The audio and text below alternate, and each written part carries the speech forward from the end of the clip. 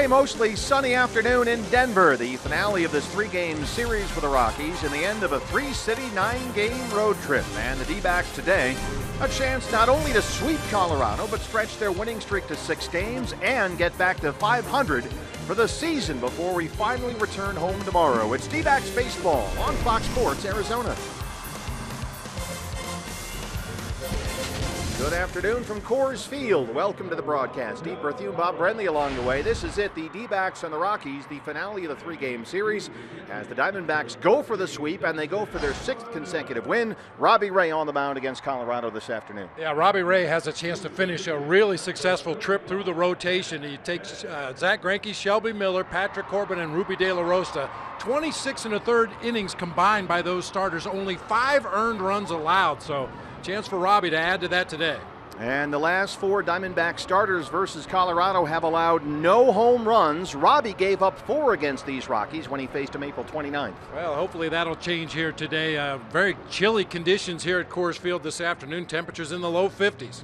Diamondbacks have their red on today. It's a battery of Robbie Ray and Chris, call me Babe Herman. He's back in the starting lineup. And why not, Babe Herman? You got to give Wellington Castillo a day off from time to time, and Chris Herman has proven a very valuable backup, not only swinging the bat, but his catcher's ERA almost 2 full runs lower than Wellington. Of course, that has a lot to do with who you catch and who you face, but Chris has done a nice job. It's Robbie Ray for the Diamondbacks and the right-hander Chad Bettis for the Rockies as the D-backs go for the 3-game sweep. First pitch coming up from Colorado.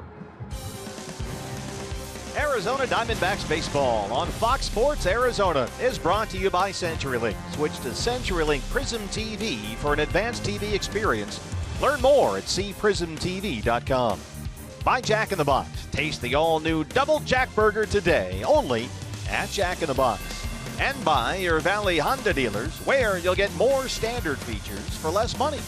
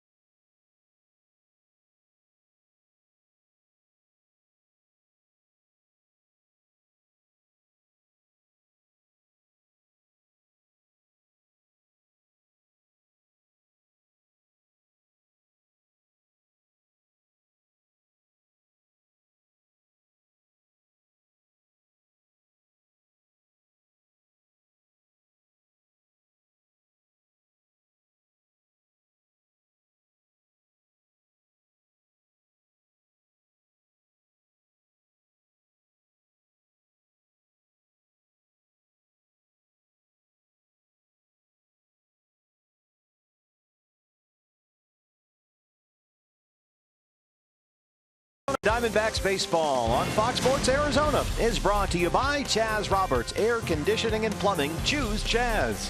By Lone Butte Casino. You're in for more winning moments at Lone Butte Casino. And by Cox Gigablast. How will you live the gig life?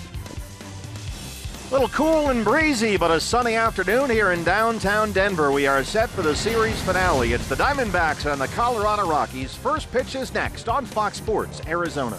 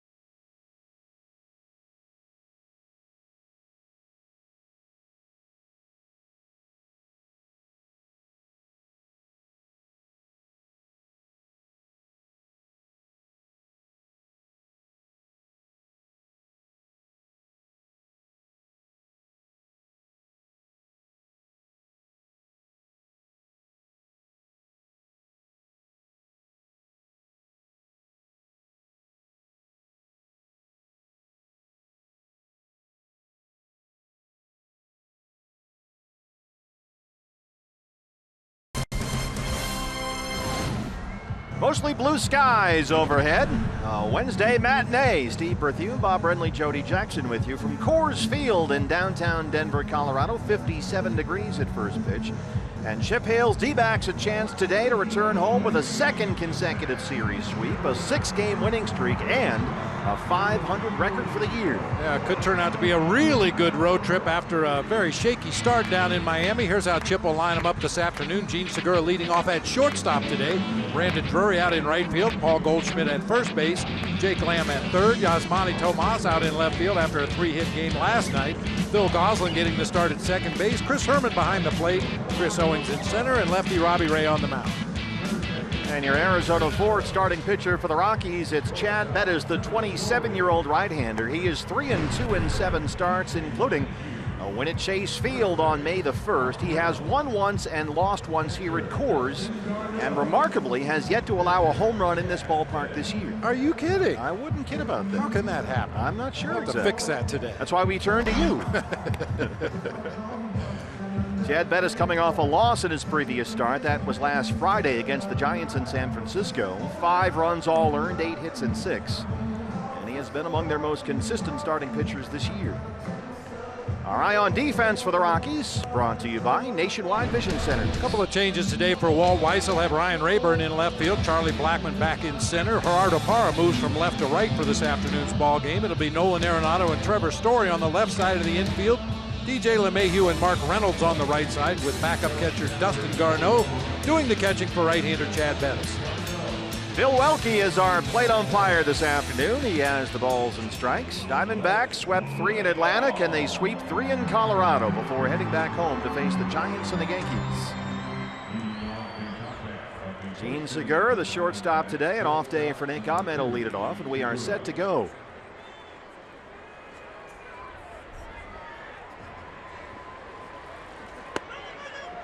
Ball 1 underway here. Segura, 350 and now 5 home runs.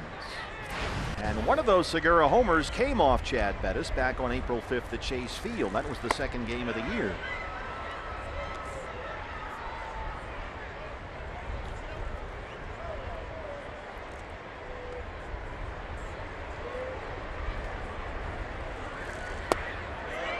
3 balls and no strikes. Another 3-hit game for Gene last night, tied with the Nationals' Daniel Murphy for the major league lead in hits. There's a strike. Segura has hit safely in 8 straight games.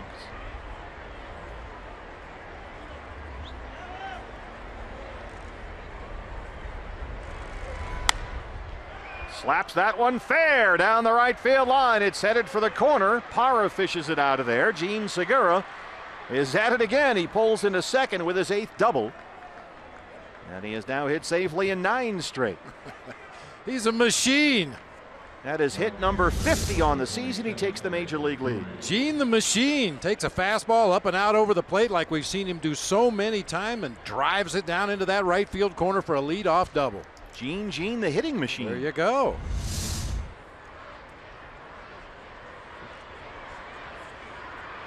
Brandon Drury. Segura going to head for third. The throw from Garneau is in plenty of time. And he's out. Rolled away from the backup catcher, just not far enough away to Segura to get to third. Pretty nice recovery there by Garneau behind the plate. Segura saw that ball get away, got a good jump at second base. Just a really nice play that time by the Rockies catcher. Nowhere for Gene to go at third base. So they make the first out of the inning at third base. 1 away, an 0-1 count on Drury.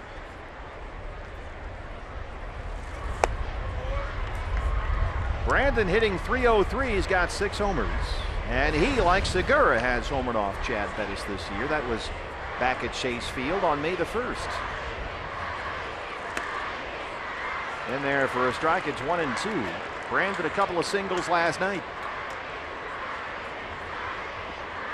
He has started every game on this road trip.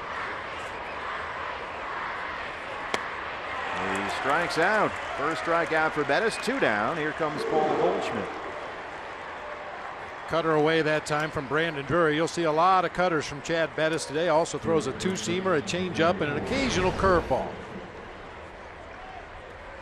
Goldie .233, now 7 homers, and one of those home runs came off Chad Bettis back in the 2nd game of the year.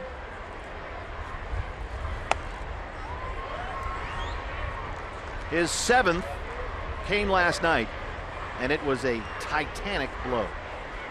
Deep left field. 2-0. Just sucked the air right out of this stadium. I mean, it was a missile to left. This is chopped back to the mound. Bettis is on it, and they retire Goldie. Robbie Ray coming up next, just underway on a Wednesday matinee at Coors Field.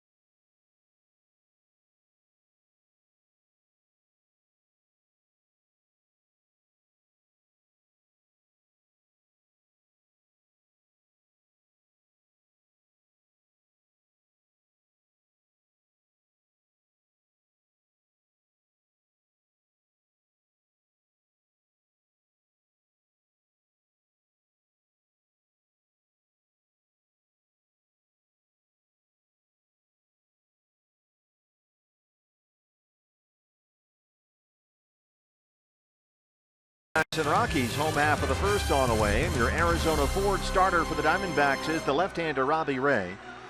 Looking for his second win in his 7th start. He faced the Rockies 2 starts ago at Chase Field and surrendered 4 home runs, the only homers he'd allowed all year. Ryan Rayburn, Nick Hundley, Trevor Story, and Nolan Arenado all took him deep. Yeah, Robbie actually pitched really well in Miami against the Marlins earlier on this road trip. Victim of a lack of run support, Adam Conley shut the Diamondbacks offense down along with the Marlins bullpen that night. Charlie Blackmon leads it off for the Rockies. He's at .260 with 1 home run.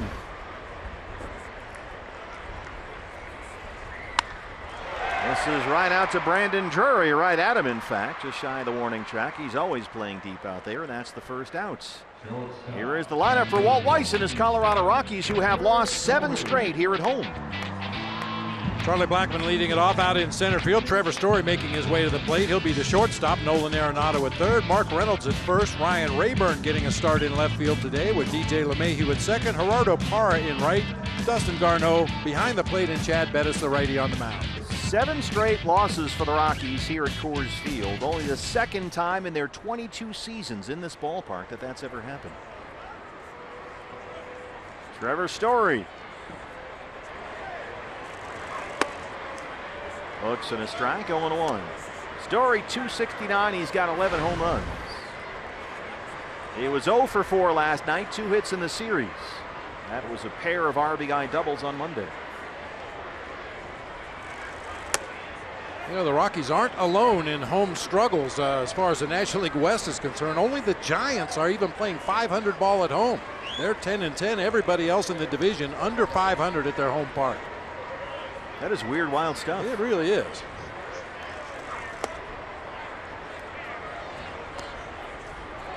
Is that just a fluke, you think? Anything to attribute that? Yeah, I think it's a fluke, a small sample size, whatever else you want to call it. You know, we always used to look at it as an advantage. You get some of these teams from back east in the Midwest where it's very cold this time of year.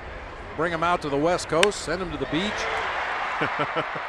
A fly ball to Chris Owings, carrying out to the warning track in deep center. And they retire Story. Our eye on defense for the D-backs is brought to you by Nationwide Vision Centers. Outfield will be Tomas in left, Owings in center, Drury in right. Things hold true. Tomas should get the next fly ball. Jake Lamb at third, Gene Segura at short today. Phil Gosselin getting the nod at second with Paul Goldschmidt at first. Chris Herman catching, and lefty Robbie Ray on the mound. 2 down for Nolan Arenado. Robbie Ray, 2 outs on 6 pitches so far. But now he'll deal with the National League home run leader.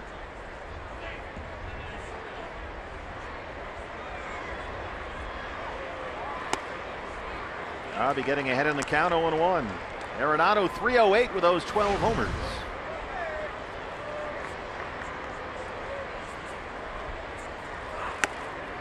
Just missed there. It's a ball and a strike. They've done a good job in this series with Nolan Arenado. He is 1 for 9.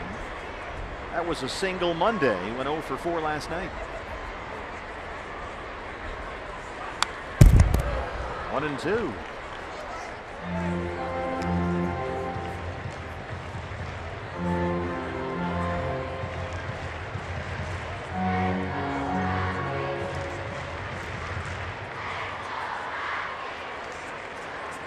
Overshift on the left side of the infield for the Diamondbacks. He reaches out and taps it to Goldie, who's all by himself over there, and nobody's on the bag. Well, he hit it away from the shift, and that'll happen sometimes.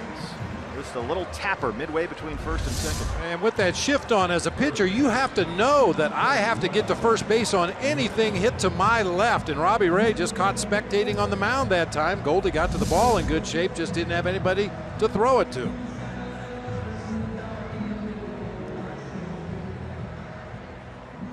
So it's a 2-out single, Mark Reynolds.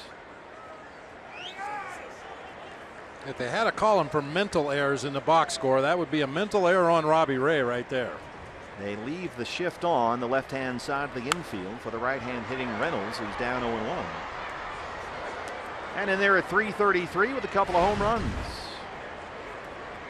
But that batting average versus left-hand pitching this year is up closer to .390.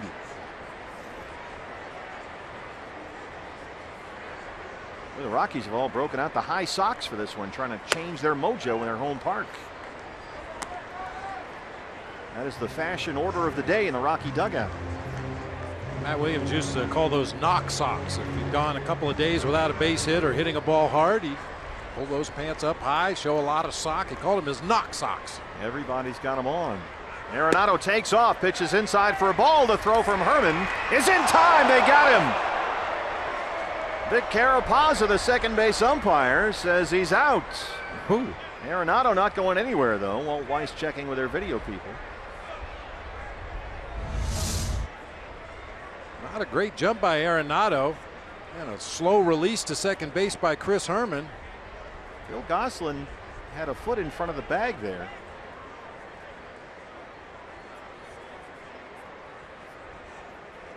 Yeah, see, for me, this is one of those plays that's nearly impossible for a human being to call correctly at second base. There's just too much going on. The right foot was on the base, then it was off the base. The tag was up on the chest.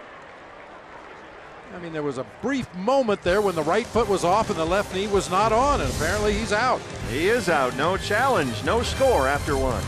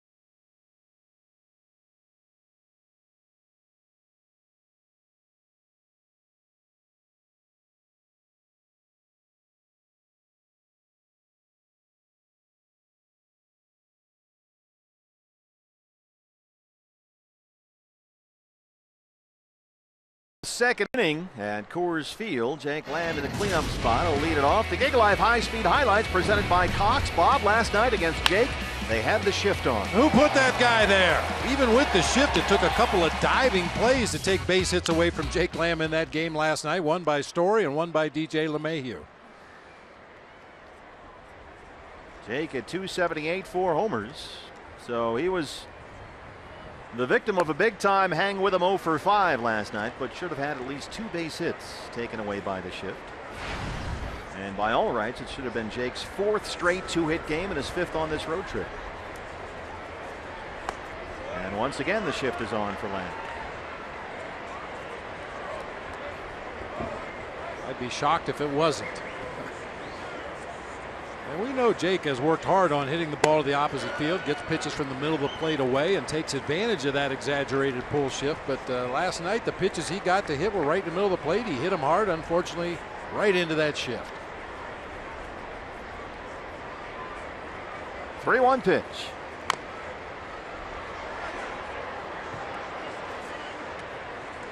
We'd have a little more of an enthusiastic crowd here at Coors Field today. As you well know, there was a group of about 20,000 school-age kids here very early today for Science Day at the ballpark. Yeah, they were here in full voice at the crack of dawn this morning as Lamb strikes out.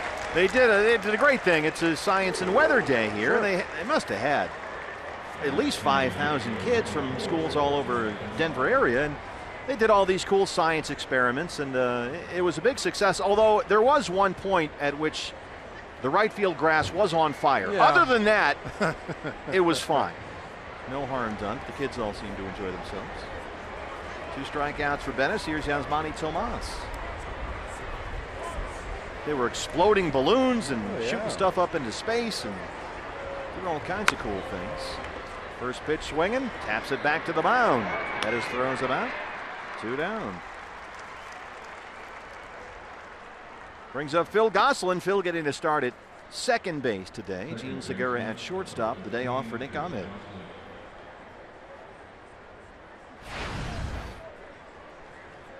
.261 and a home run for Phil. He had a pinch hit single in Monday's series opener here. The second time in the last few games, in fact, he's delivered with a pinch hit. And there's a strike 0-1. Did you learn anything from Weather and Science Day? I learned I never want to be a science teacher. Well, you have had some teaching experience. Yeah. That's it, writes a story at shortstop. That's 5 in a row. Set down by Chad Bettis. Bottom 2 coming up from Colorado. No score.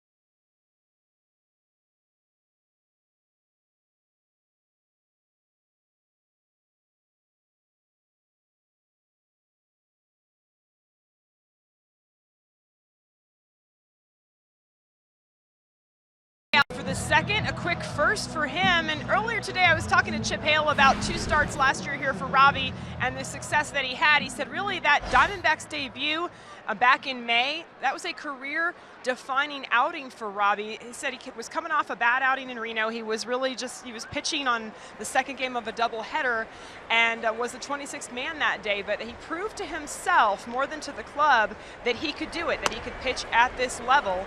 And ever since then, of course, Guy's getting that 5th starter position here this year. He just continues to progress. That's right, Jody. Mark Reynolds, who was up there when Nolan Arenado was thrown out trying to steal a lead off the second inning. And, of course, as Jody was referring to, Robbie Ray made his D-backs debut right here at Coors Field. It was, in fact, almost exactly 1 year ago, May the 6th. And pitched very well in that ball game after coming up for the minors for a spot start. They had a doubleheader. And Robbie went 6 innings in that ball game, gave up only 1 run, 5 hits, struck out 5, and did not have a walk. And he had 8 strikeouts in 5 2/3 in his other game here at Coors Field. That was last August. Again, allowed only 1 run. He's pitched well here.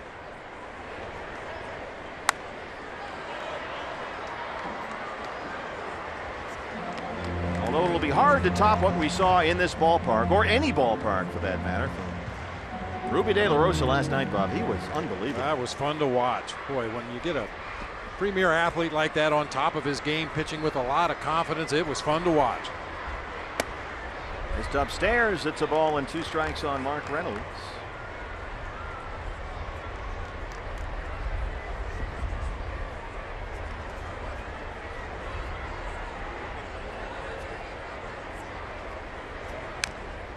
does get a piece. He got a piece of Chris Herman as well back there. I think talking about Ruby De La Rosa, the most impressive thing last night was how reliant he was on his slider. A lot of pitchers come into this ballpark and they just scrap their breaking ball completely. Try to get by with a fastball changeup combination, but Ruby threw some real flat sliders early in the game, but eventually found a nice feel for it, and it was a good weapon for him last night. And a confident Ruby De La Rosa will go a long way for the Diamondbacks. 2-2 now on Reynolds.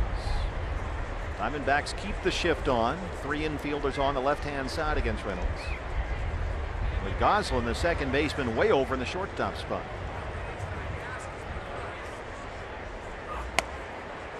Reynolds able to lay off that one. It's a full count, 3-2. Some real right-hand power in this lineup, back-to-back for Walt Weiss. He's got Reynolds up now and Rayburn behind him. Rayburn almost behind home plate, doing a Todd Helton, trying to sneak in there as close to the plate as he can to get a look at Robbie Ray's release point. Called strike 3. Buckled Reynolds that time. First strikeout for Robbie. Time for your Valley Honda dealers. Key to the game. What do you have? Well, there's a first time for everything. Yeah. Diamondbacks have played 51 series in this ballpark and have allowed at least 1 home run in each one of those 51 series. Now, if memory serves, we have not given up a home run yet. Your memory is really good. Well, it's only 2 days old. Yeah, a chance to come in here and possibly sweep a 3-game series and sneak out of town without the Rockies going deep. Ryan Rayburn. That from the great Dan Hyatt, who once again is working the stats here for us. Rayburn, 333 and 4 homers.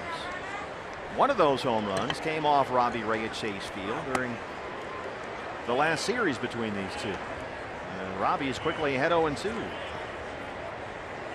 Diamondbacks starting pitchers against the Rockies in the first 4 games surrendered 13 home runs. They have given up 0 homers in the last 4 games.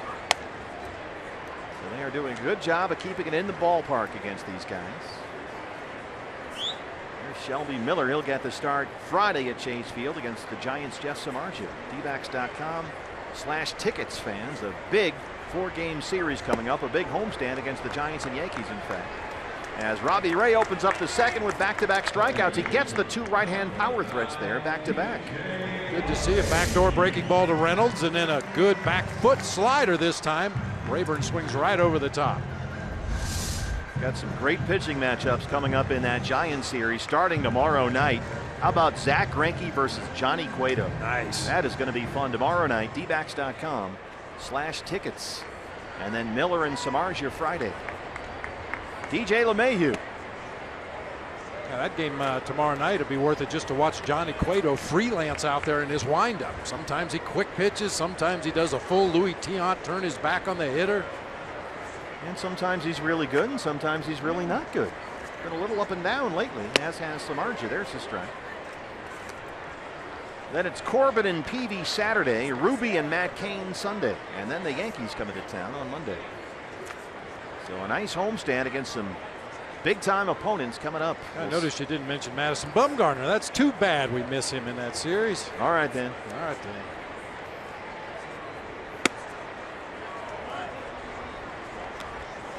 One and 2. Robbie Ray staying ahead in the count. And he's a strike away from getting the side in order here. LeMahieu with 298. He's got 2 homers. He was 0 for 4 last night.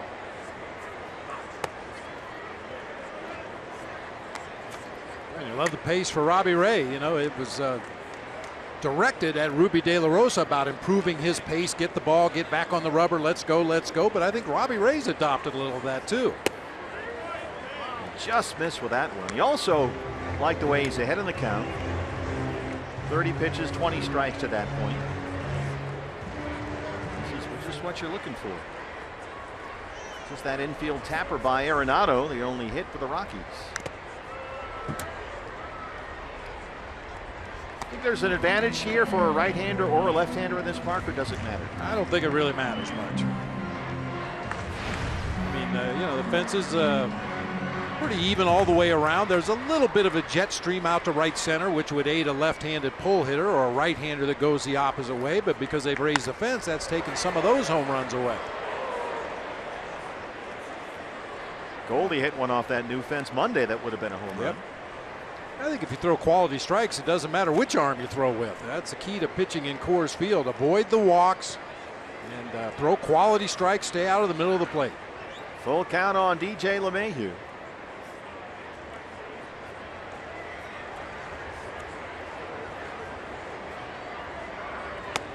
He lost in ball 4. First walk issued by Robbie Ray. That'll bring up Gerardo Parra.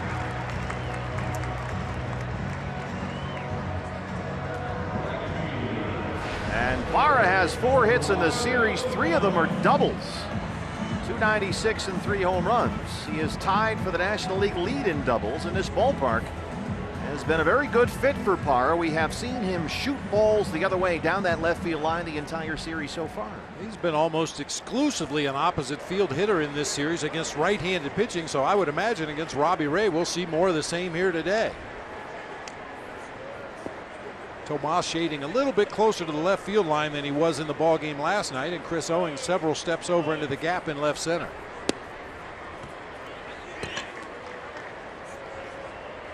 And Gerardo Parra has hit left-hand pitching this year, .343 versus lefties, including a home run. That number is up from just under .240 against lefties last year.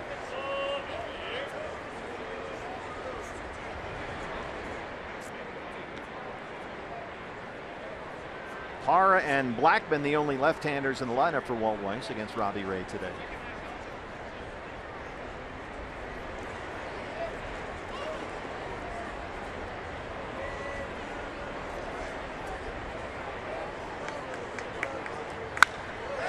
Is hit out to right field. It's going to reach the wall. LeMahieu on the run. He'll head for third. Stu Cole going to stop him there, and it's another double for Gerardo Parra. That's his 14th double this year. Just got done saying he's been strictly an opposite field hitter in this series, and he turns around a Robbie Ray pitch, hooks it down toward that right field corner. What a game.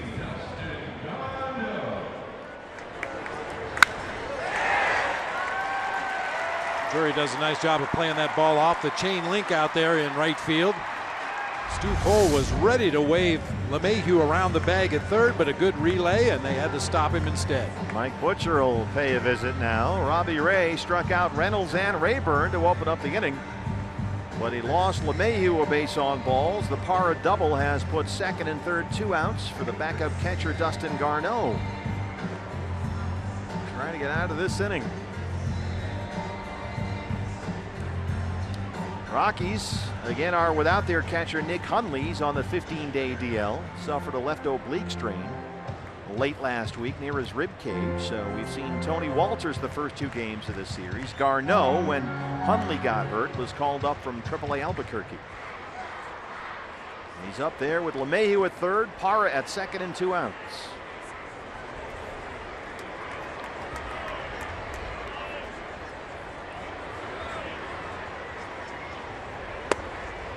There's a strike, 0-1. Garneau just 5 for 16 so far this year. He has doubled 3 times. And key point in the ball game right here early on, only the bottom of the second inning, but a couple runners in scoring position. The number 8 hitter at the plate. You do have a base open down there.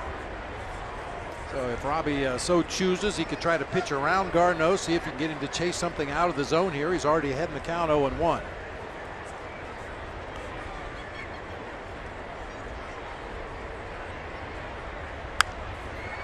Make it 0-2.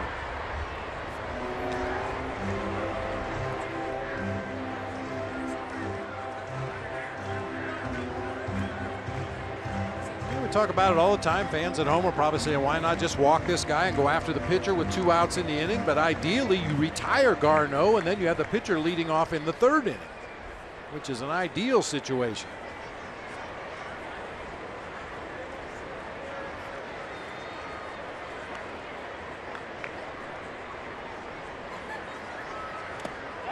He can't hold up.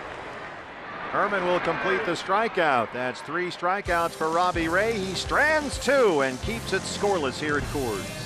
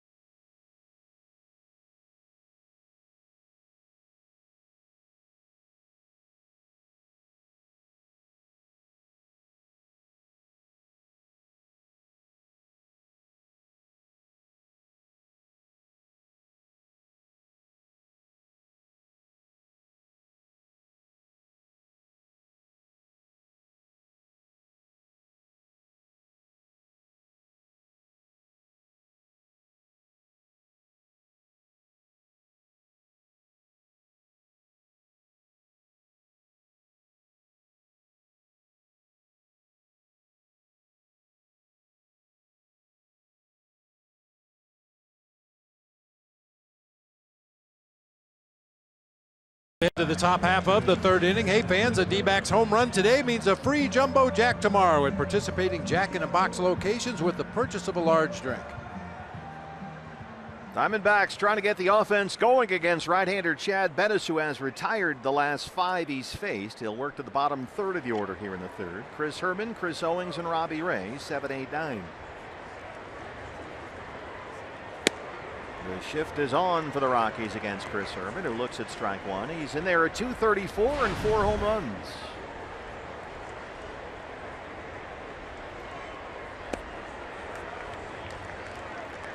Chris behind the plate this afternoon. He got the start in right field Monday, went 1 for 5 with an RBI triple. And did a good job out there. His first start in right field in almost 2 years. He looked really smooth, made all the plays. A couple balls hit right at him, hard on a line. A couple of other times he had to range over into the gap in right center and looked very natural doing it. And another spot for that bat. Reaches out and lifts that one out to Rayburn in left field. He's got room in front of the track. And make it 6 in a row, retired by Bettis.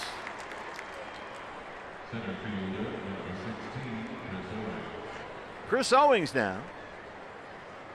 CO has had a nice series. 3 hits, couple of RBIs. He doubled last night. He's at 268. A double last night had to be particularly satisfying for Chris Owings. They had walked Yasmani Tomas intentionally in front of him. He picked on the first pitch he saw for an RBI double to center field. CO was 2 for 4 last night.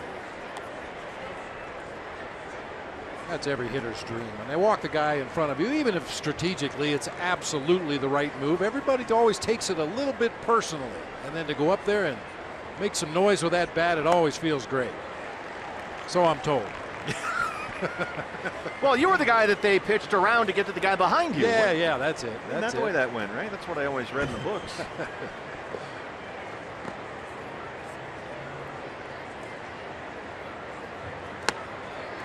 Well, Bettis strikes out Owings, his third strikeout, 2 down.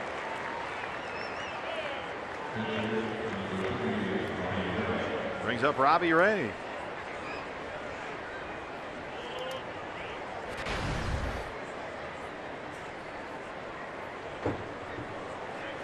Diamondbacks should be very familiar with Chad Bettis by now. They're already facing him for the 3rd time this year. He pitched the 2nd game of the season at Chase Field, April 5. 5 runs, 7 hits, 5 1/3. He allowed 9 hits in 6 innings in the return bout on May 1st. Didn't walk anybody in that game and got the win. So far today, 30 pitches, 21 strikes. And he strikes out Robbie Ray. That's 4 strikeouts for Bettis, who has retired 8 straight. No score at Coors Field.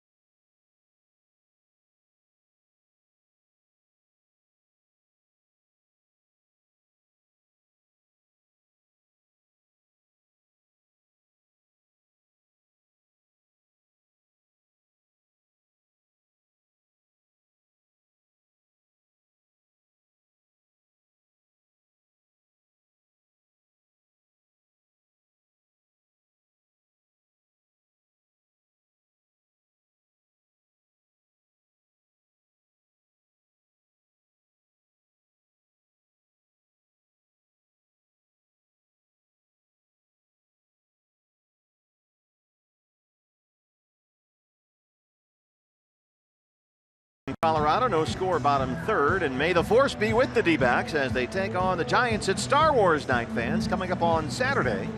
And if you arrive early at Chase Field, you'll get the D-backs Star Wars soft style t-shirt. It's courtesy of Cox Communications. Visit dbacks.com, get your tickets, and we'll see you Saturday for Star Wars Day at Chase Field. This is quickly becoming our new favorite mascot race, baby. Let's check in on this toothbrush race, I guess. That is Bristles the toothbrush. Almost ran over Gene Segura as he came out of that third base dugout. He got brushed. Toothy the tooth and Fresh the tube of toothpaste. And they race between innings here. It was a big win for Toothy today. That's sponsored by a dental outfit out here, and it's always a highlight. Not so much for Gene Segura. Who was that? Randall Simon, wasn't it? Up in Milwaukee, yeah. Clubbed one of the racing sausages one day. He reached out with a bat from the dugout and clocked Kielbasa as they were running by. 1-2. I think he was on the Pirates. There's the strikeout for Robbie. That's 4 now. 1 away in the third.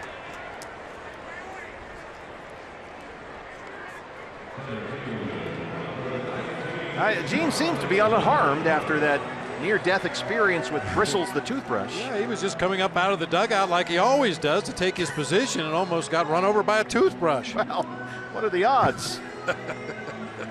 Toothy went on for the big win, as we have said.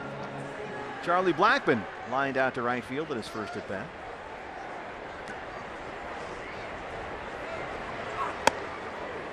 Blackmon has 2 hits in the series, both singles. He's hit safely in 8 straight games.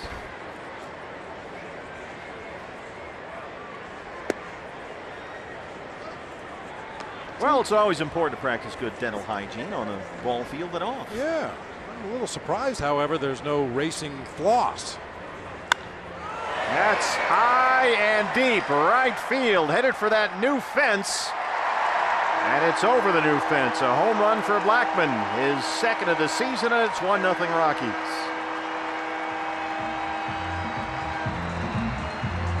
That's the fence that they raised right in front of the bullpens to keep more of those balls in the yard, but that one cleared it easily. They didn't raise them enough. Boy, that was solid contact that time by Blackmon. Got a breaking ball up over the inside part of the plate. Hitting coaches call that a fence-high slider, and he belted it out of here into the Rockies bullpen in right center field. That is career hit number 500 for Charlie Blackmon, and it's 1-0 Rockies. Just the 5th home run given up this year by Robbie Ray, all against Colorado. Trevor Story now.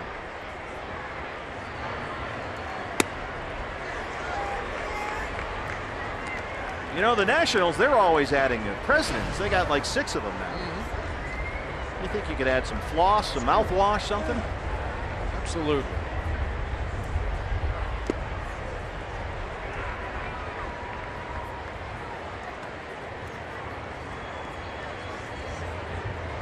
Let that one go. Really the first errant pitch we've seen Robbie throw in this ball game today. A slider that just didn't do too much, kind of hung over that inside part of the plate. Base hit for Story. Knocks it the other way into right field. That's his 3rd hit in the series.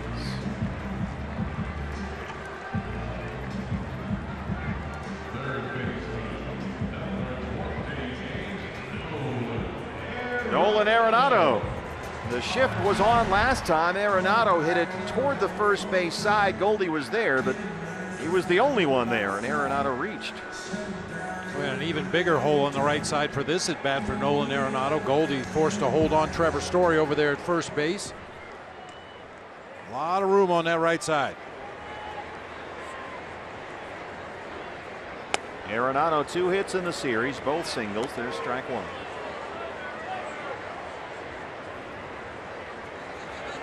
He rises to the occasion.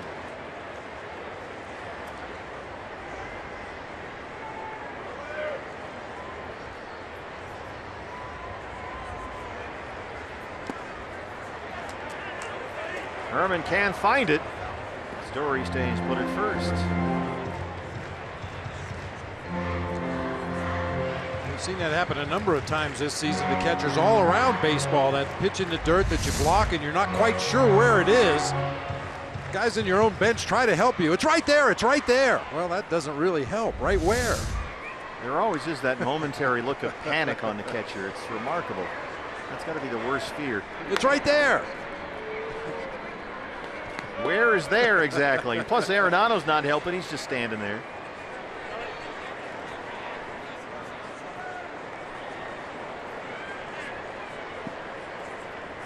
A ball and a strike.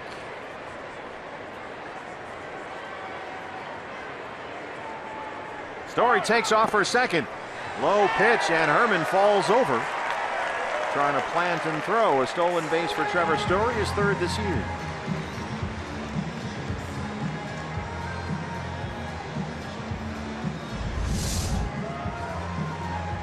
Another pitch in the dirt. Chris Herman picks it cleanly out of the dirt, but then in an effort to drag that right foot over behind the left one and get off a throw to second base, his cleats got caught in that dirt behind home plate. He's at second, a 2-1 count on Arenado. Gosselin, the second baseman, right behind the runner.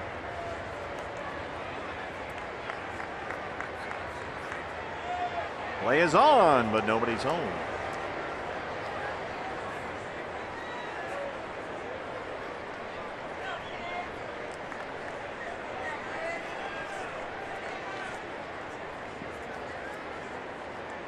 What we talked about earlier, Bob, Robbie Ray was in a nice rhythm. He had that nice quick pace going. This thing has just come to a halt here.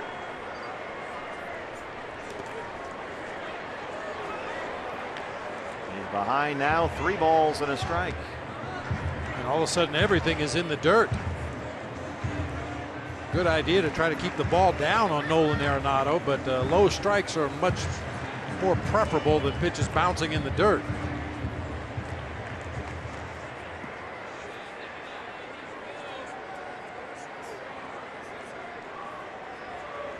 Gosselin's the second baseman right behind Story.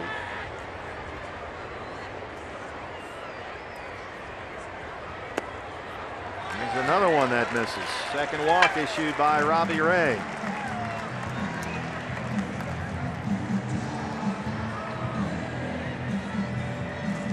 Well, he struck out Bettis to open up the inning, then Blackmon homered. Story singled, stole second. Now a walk to Arenado brings up Mark Reynolds, who struck out looking his first time up.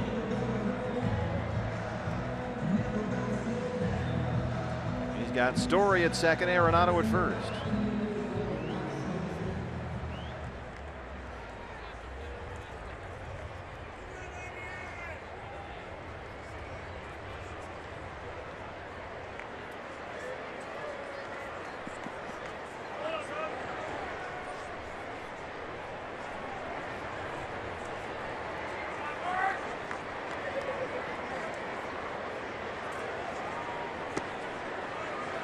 Having trouble finding the strike zone now, behind 1-0.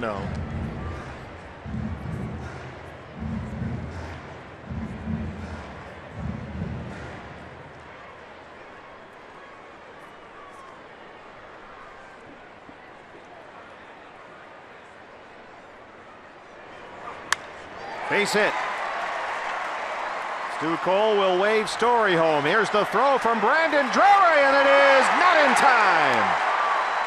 2-0 Rockies. Drury made that close, but Story snuck in there.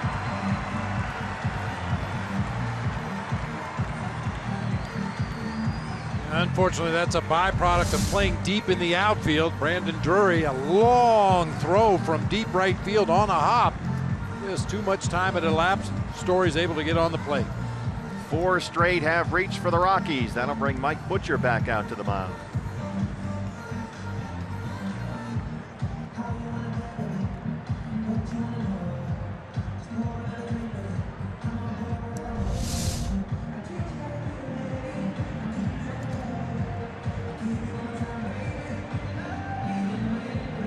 The difference in this inning is falling behind in the count. When Robbie Ray was attacking in those first 2 innings, jumping ahead 0-1, it had really opened up both sides of the plate, got the Rockies to chase some bad pitches. But this inning, falling behind hitters and seeing more aggressive swings from the Rockies hitters.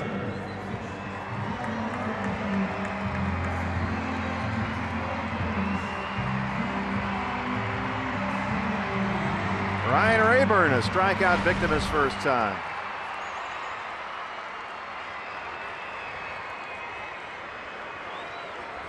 Now 5 hits for the Rockies.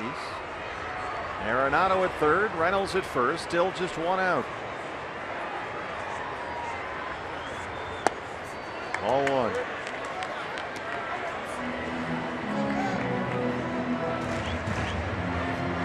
Ryan Rayburn brought to Colorado for his right-hand power, and he's already homered 3 times this year against left-hand pitching. Just under 390 versus lefties. And he's ahead 2-0.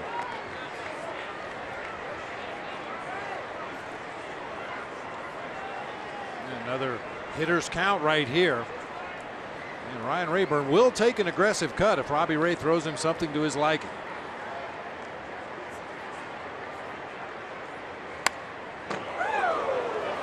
Whoa. Everybody duck in that Colorado dugout. Ought to hit Charlie Blackmon in the beard. You can't hurt that beard.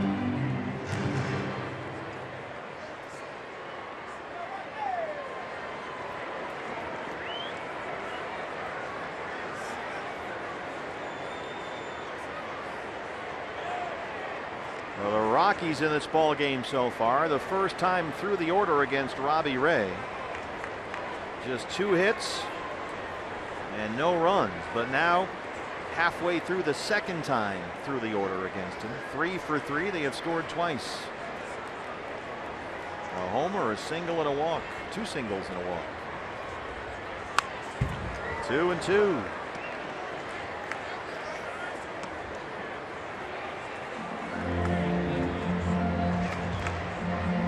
Robbie really working now. 60 pitches, 37 strikes.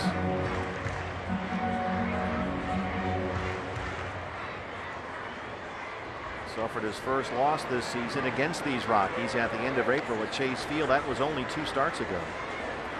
5 runs on 7 hits. He lasted only 4 innings, gave up 4 home runs. This is a sky-high pop-up for Goldie. 2 down.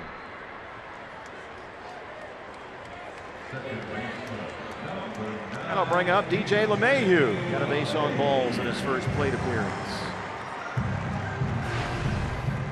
LeMahieu pulled a Goldie in his first plate appearance, fell behind 0-2 and ended up drawing a walk.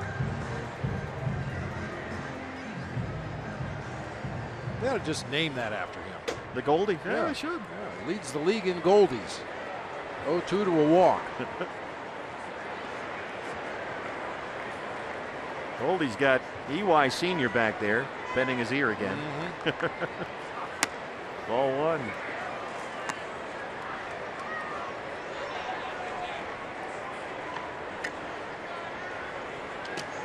There's Eric Young, coaching at first, former Diamondback coach.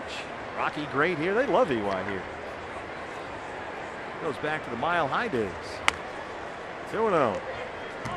And all those thumpers, all those home run hitters, the Blake Street Bombers, but in the middle of it, you had EY. A lot of energy, stealing bases, Plays talking out. all the time. Outfield, second Yeah, base. Yeah. His son Dallas is turning out to be a acting sensation. A child actor now. Has been getting booked all over Hollywood. That's hit hard but foul. And EY always tells Goldie, you're Dallas's favorite player. He loves Goldie. Dallas would walk through the Diamondback clubhouse when he was just a little guy and sit down and talk baseball with all the Diamondback players. He's got his dad's gift of gab. That's in there for a strike, and it's even 2-2.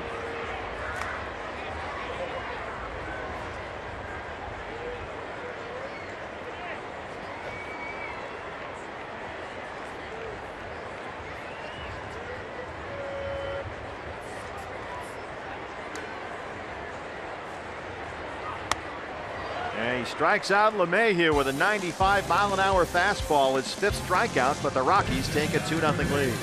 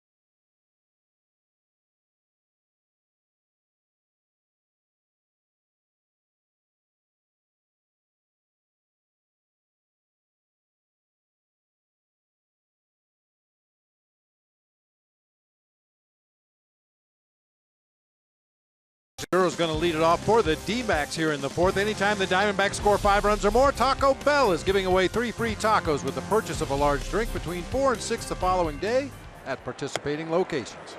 Gene Segura leads off the fourth inning against Chad Bettis, who has retired the last 8 Diamondbacks he has faced, and he's now got a 2-0 lead. Segura doubled his first time up, now leading the major leagues in hits. But he's down, no balls and 2 strikes. Boy, they had that race, BB, that they always have, where they send the poor guy out on the left field warning track, and he's got on a dead run, change second base, and then cross the first base line. And this guy was a disaster. Story kicks that one, recovers in time to get Segura. Now check this out. You got 20 seconds to run from way out there in Coors Field, the left field warning track. You got to put second base in the slot and then cross the first base line, all in 20 seconds. And this guy never made it past second. Yeah, this is the hard part. Just getting that peg to fit in that hole in the ground, it just wouldn't cooperate. And right about there is where time expired and he was toast. I'd say 20 seconds. I don't think you could even run from there in 20 seconds, let alone change the base. Yeah, the guy that won, was it last night? He won last night. He was an athlete. I mean, he came sprinting in from that warning track in left field, had no problems with the base, and easily crossed the first base line, but that's the exception to the rule. A bouncer to shortstop. Story one more time. Throws out Brandon Drury. That's 10 straight set down by Bettis following the Segura leadoff double. First baseman, number 44, Paul Goldschmidt. Goldie now. Tap back to the mound his first time up.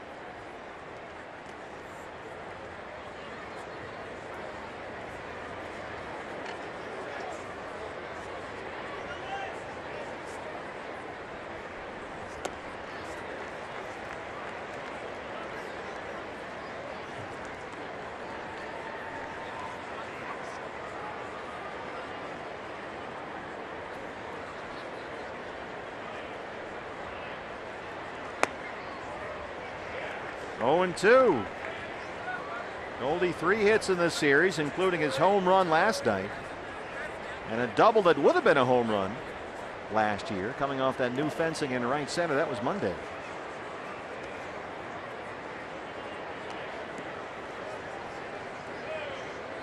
And so after going through a 13-game stretch during which he had only 1 RBI, Goldie has now driven in a run in each of the first 2 games of this series. 2-2.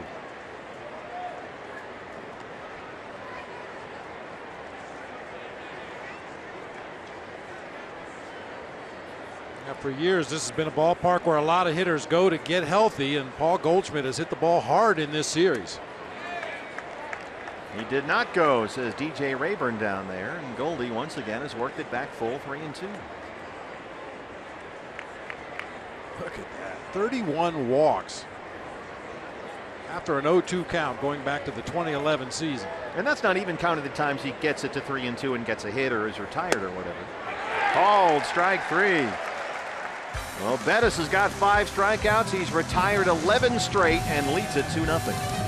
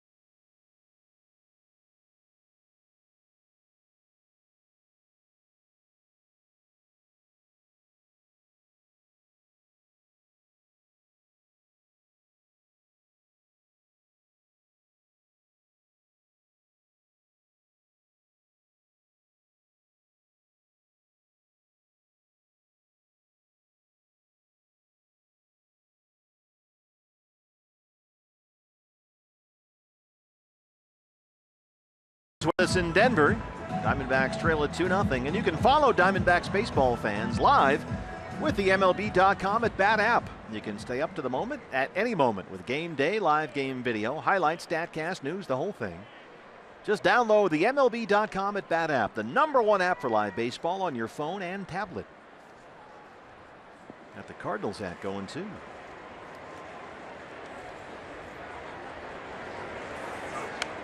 That's the first pitch strike for Robbie Ray. Robbie entered the game today throwing first pitch strikes only about 50% of the time, which was the 8th lowest margin in all of baseball.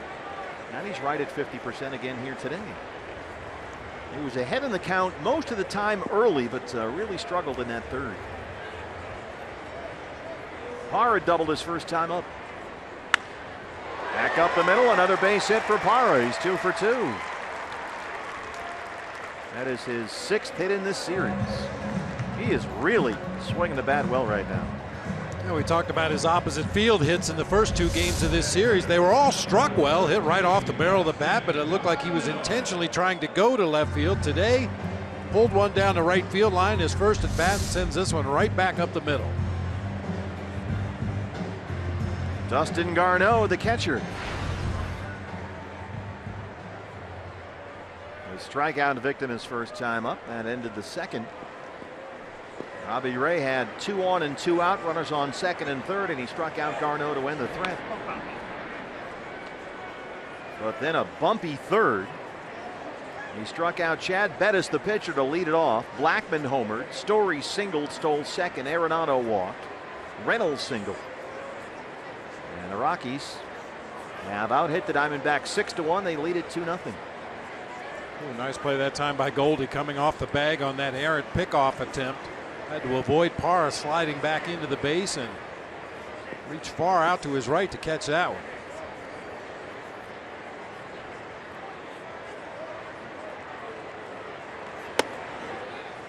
Pitch is upstairs for ball 1. Again, Robbie falling behind in the count.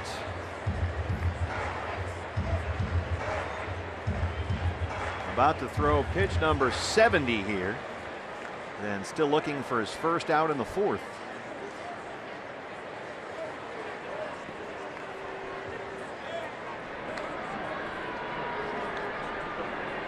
They really like what Gerardo Parra has brought to this Rockies ball club. Walt Weiss very happy about the addition and the fit. He says Parra is high energy, live wire. He brings that to the game, and he's a pretty complete player who does everything well. Diamondback fans know that. This is a slow roller in the hole. Jake Lamb kicks it. Shovel pass is not in time. It rolled away from Jake, too far away to get Parra at second. That's not going to make Chip Hale happy. He was really upset after game 1 of this series. Even though the Diamondbacks won the ball game, he wasn't very happy with the sloppy defense he saw. Not so sure they could have turned 2 right there, but at least you get the force out at second if Jake's able to handle it cleanly. Now Robbie Ray, 70 pitches, 44 strikes. First and second, nobody out for the pitcher Bettis. E5. The error charge to Jake Lamb puts Parra at second and Garneau at first. And now Jake will kitty corner at third. Goldie in on the grass at first.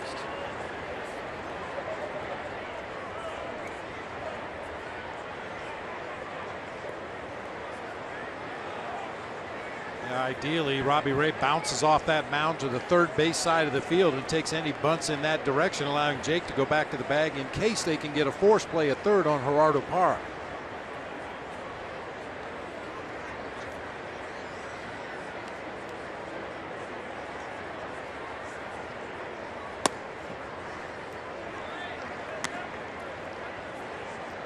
One 1-0 on Bettis, who struck out his first time.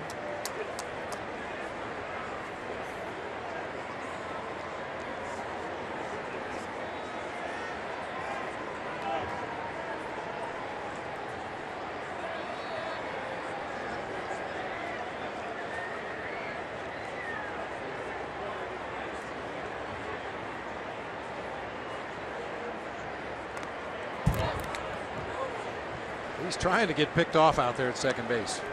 Well, Gerardo Parra that time had a little bit of a walking lead and broke about 3 steps toward third base. Right there, if that ball gets through and Bettis doesn't get a piece of it, he's going to be picked off second base right there. Chris Herman was coming out of his crouch ready to fire to second base, but Bettis fouled the ball off. base running judgment is not his forte. No. But he's fun to watch.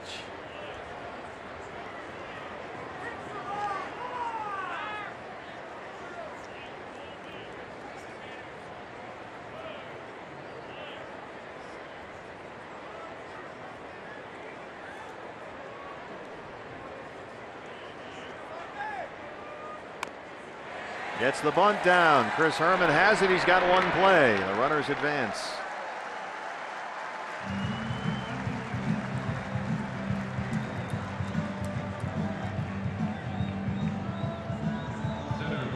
Brings up Charlie Blackmon, who homered his last time up, his second of the year.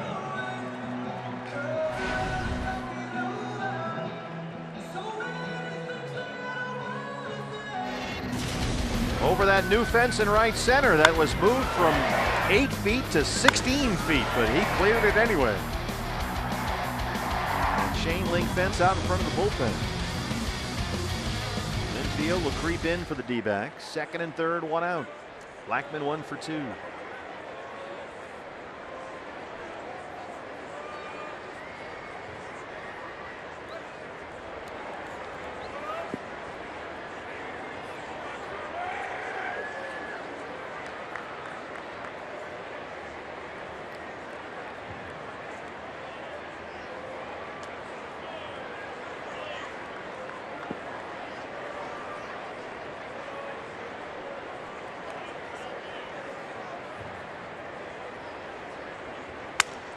Broken bat, roller foul. Charlie Blackmon earlier this month had a batting average that was down to about 209, but during his 8-game hitting streak coming into today, he has raised that average for the season by more than 50 points. 10 hits during the streak, 3 doubles, a home run, and now he's added 1 more home run here today. He has really picked it up after a slow start. And we saw something from Charlie Blackmon in the ball game last night that you rarely get to see. He struck out. Only his 10th punch out of the year. Robbie Ray could sure use one right now.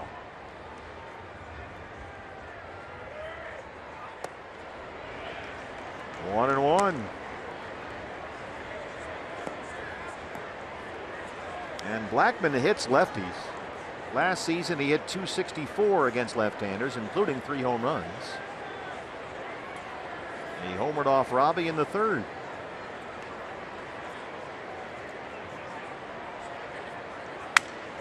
Oh, broken bat, bloop, that's going to drop in. Parra scores, they'll wave Garneau. He will score, and it's 4-0 Rockies. Blackmon has knocked in 3.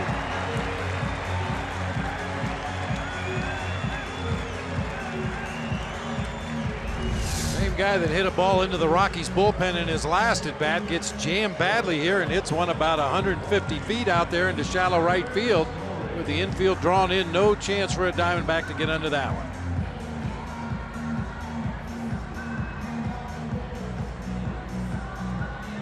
Now 7 hits for the Rockies. Still only 1 out in the inning. Story singled, stole a base, and scored a run his last time up.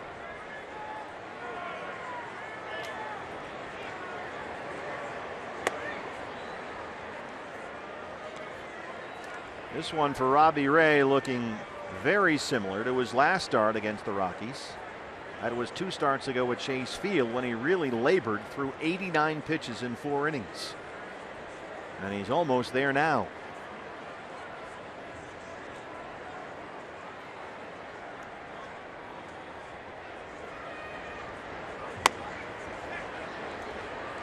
Oh, and 2.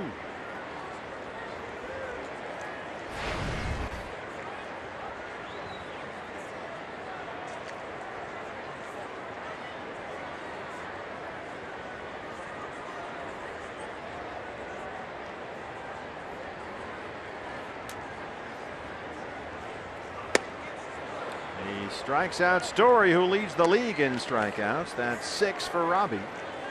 2 down in the 4th. Appeared to be all fastballs that time by Robbie Ray. We've talked about Trevor Story throughout this series. Really good breaking ball hitter in the strike zone. Good cripple fastball hitter when he has the count in his favor, but really has trouble catching up to a lot of heaters. Nolan Arenado has singled and walked.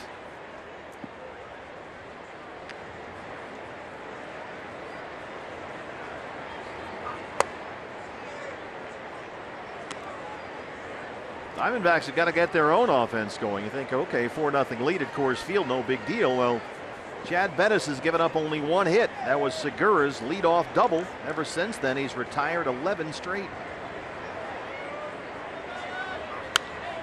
This is a sky-high pop-up along the right field line. Long run for Goldie, looking backwards over his head, and it drops in a fair ball. Blackmon will come in and score, and it's 5-0. It dropped just on the wrong side of that line for the Diamondbacks. Goldie on a dead run trying to make a Willie Mays catch there. Now, this is one instance where the pull shift hurts you because the second baseman not involved in that play probably would have had the best chance coming from a straightaway position at second base, but as it is, only Goldie and Brandon Drury had an opportunity. Tough play. I mean, the broken bat bloop for Blackmon that scored 2, and then that dink and dunk shot by Arenado that just landed a couple of inches fair for another run. Robbie's had his own problems, so he's not getting a whole lot of luck here. And he's down 5-0. Reynolds now. RBI single his last time up.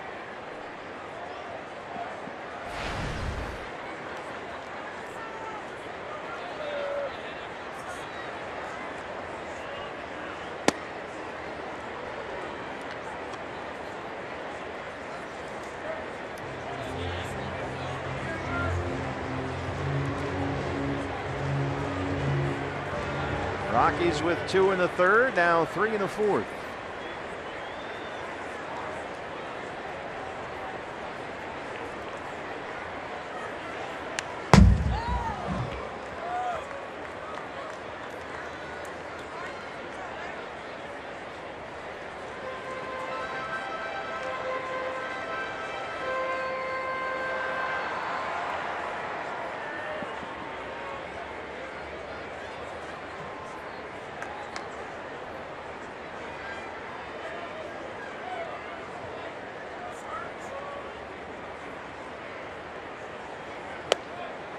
One and two.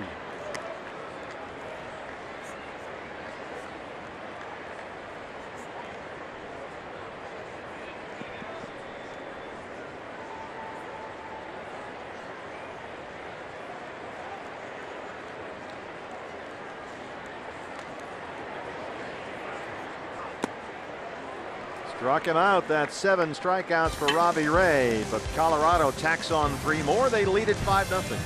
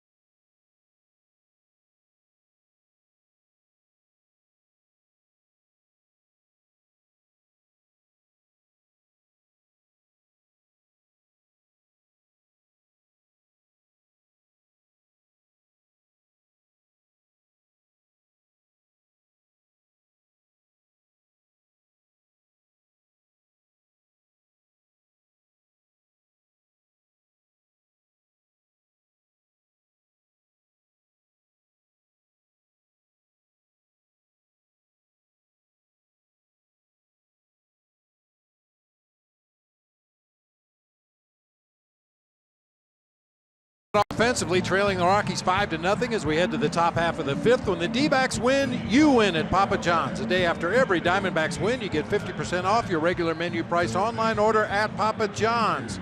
Enter promo code DBACKS50 at papajohns.com. Well, the D-backs will get to work now on trying to solve the mystery of right-hander Chad Bettis, who has retired the last 11 he's faced. He's got 5 strikeouts and now a 5-0 lead. Jake Lamb, Yasmani Tomas, Phil Gosselin, 4, 5, and 6 in the Arizona fifth.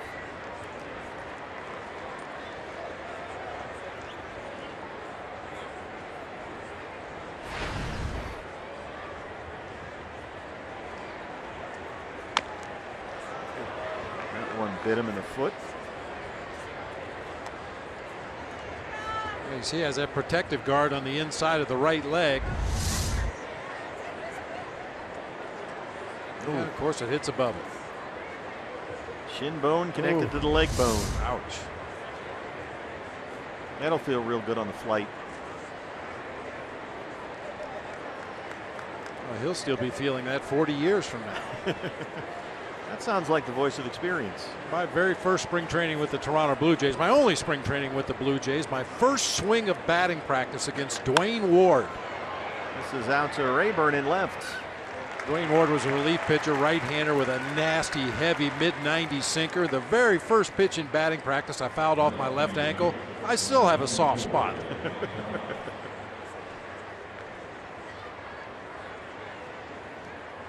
I bet you really miss Exhibition Stadium.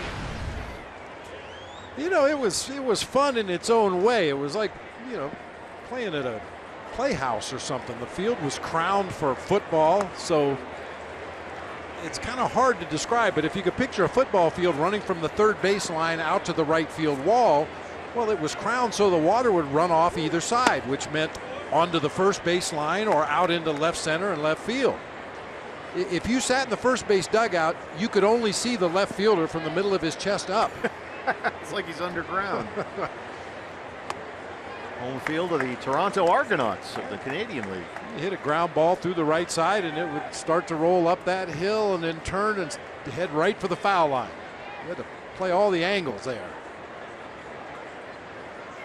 You can still see video of their first ever game there. I think it was 1977 against the White Sox at Exhibition Stadium on YouTube, where they were shoveling the field. It was covered with snow, and Ralph Garr is out there shoveling, and Bob Baylor and guys like that. 2-2 on Yasmani Tomas. I saw what might have been the longest home run I've ever seen hit in that ballpark. Now, I'm sure it was just the depth perception because there was nothing behind the right field fence. Yeah. Nothing. So it was the rest of the football field, wasn't it? Well, I don't know what it was, but if you hit a ball over the right field fence and the lights were right there at the fence, it would just disappear into the night. Base hit for Tomas. That snaps Bettis' streak of 12 in a row retired. Just the second hit for the Diamondbacks. And a very young Fred McGriff playing first base that night at Exhibition Stadium hit one over the light tower in right field and it just disappeared into the night. It may still be going for all we know. It vaporized. It did. The crime dog, Phil Gosselin.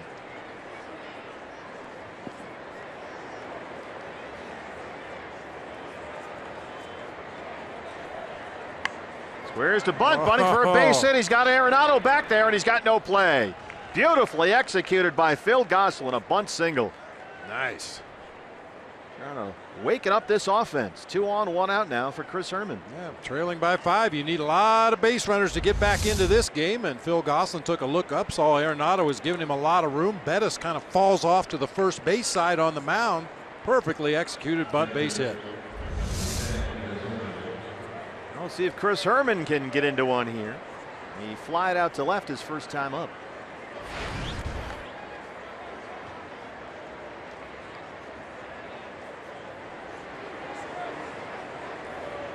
Tomas at second, Gosselin at first. You know me, partner. I'm a big fan of the flip down shades. I've never seen white ones though. Wow. Well, those are cool. Those are gold glove flip downs right there. Got the eye black, the flip downs. That's a ball player right there. That is some look.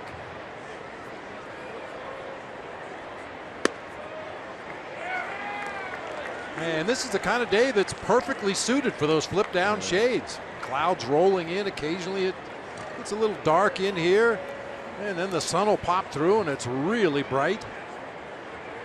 Those flip downs, you don't see too many, let alone those cool white and purple ones.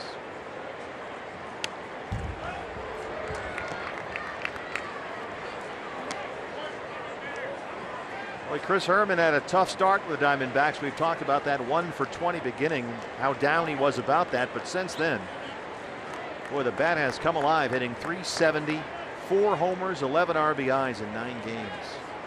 6 of those have been starts.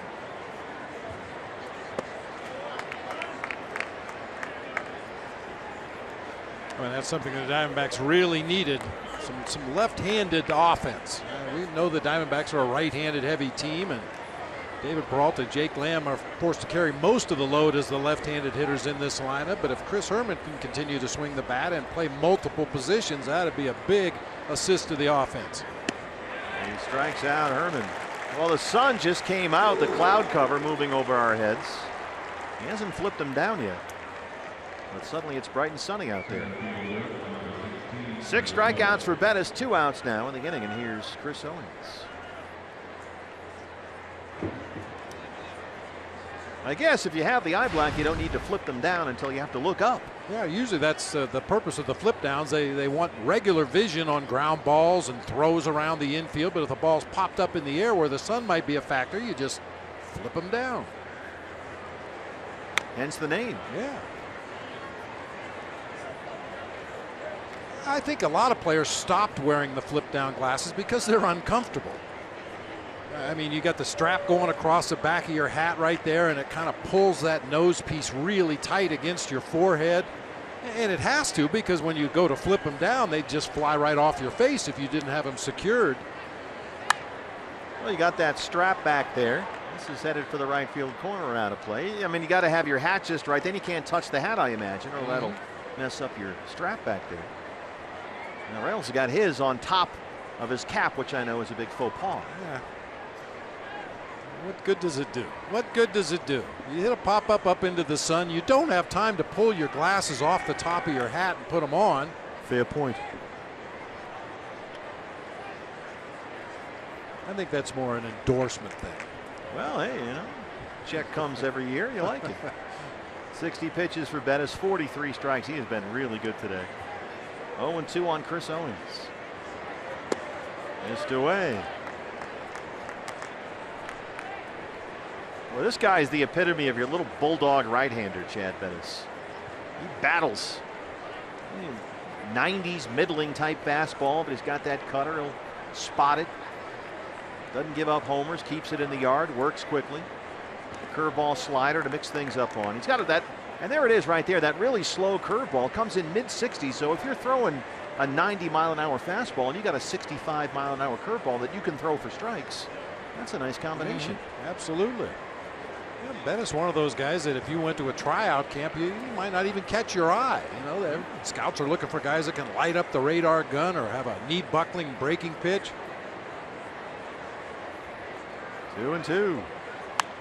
Well, it's funny, he was a second-round pick out of Texas Tech, and 2 seasons ago he was a middling relief pitcher. His ERA was over 9, and he admits he was worried. He didn't know what the next step was going to be, but they overhauled him. Steve Foster, the pitching coach here, he said that Bettis had a sense that he was broken, and by that he meant in spirit. He was really down and willing to learn, and they kind of fixed him because he needed to know why he was getting hit so hard. So they showed him, you're moving a little too quickly through your windup. You throw strikes, mix things up. You need a curveball and a slider to go with that, and the package has worked out. Just inside there, and CO has pulled a Goldie. He went from 0-2 to 3-2.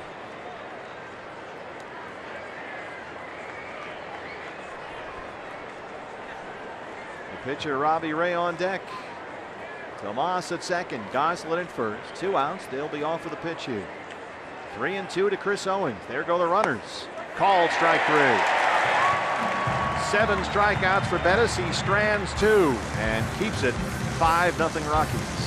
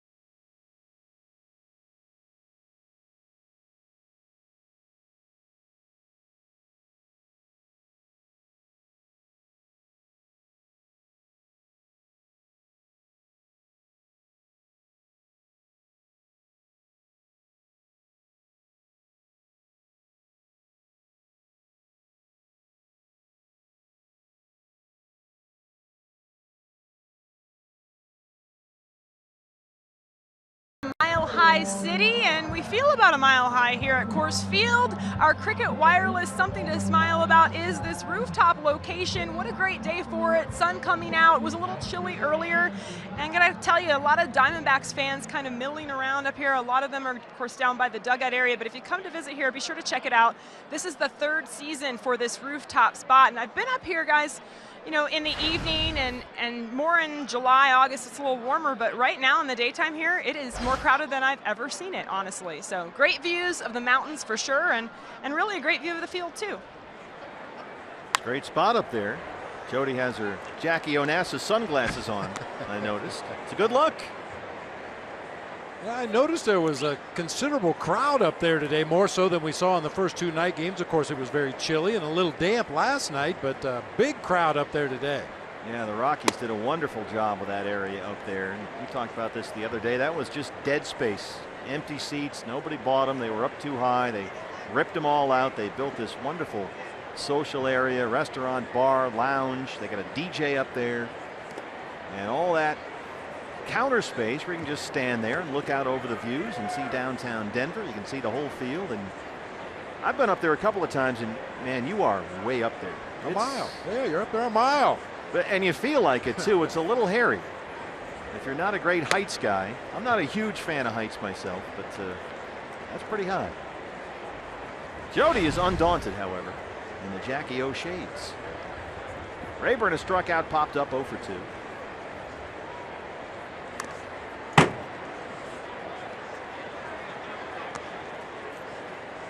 Robbie Ray has labored here today. So far, 5 runs, 8 hits. He's got 7 strikeouts. He's walked only 2. 90 pitches and 58 strikes.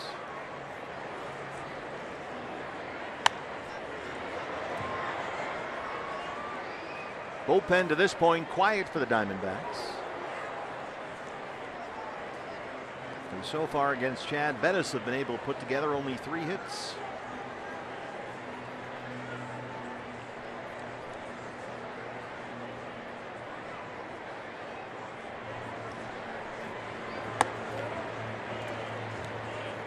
Talked about coming into Coors Field, and now back in the day, and even to this day, a lot of teams choose to add a relief pitcher coming in here knowing you're going to need a lot of relief help, but the Diamondbacks have been very efficient with their starters. They've only needed 4 2/3 innings out of the bullpen so far in this series. 8 strikeouts for Robbie. He gets Rayburn to chase the 3-2 pitch.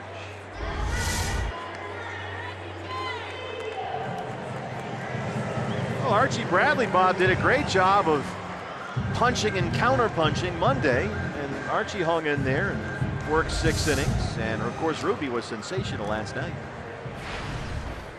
DJ LeMahieu has walked and struck out.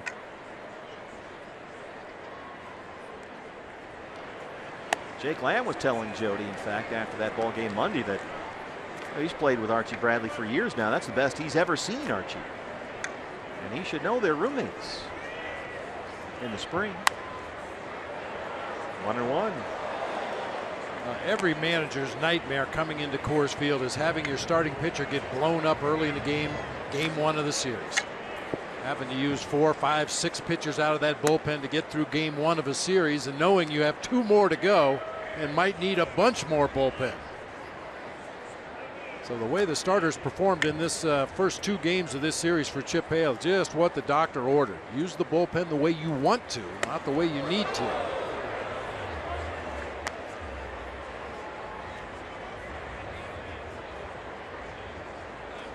Robbie's fallen behind on LeMahieu now. 3 balls and 1 strike. Robbie's got 8 strikeouts. That has tied his career high. He's done it 8 times. Count is full, 3-2. So on a day where he's labored to get through 4, he's gone to 3-2 in the first 2 batters of the 5th.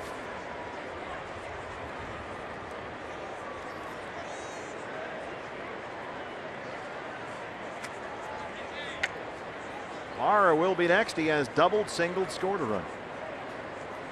3-2 to DJ LeMahieu.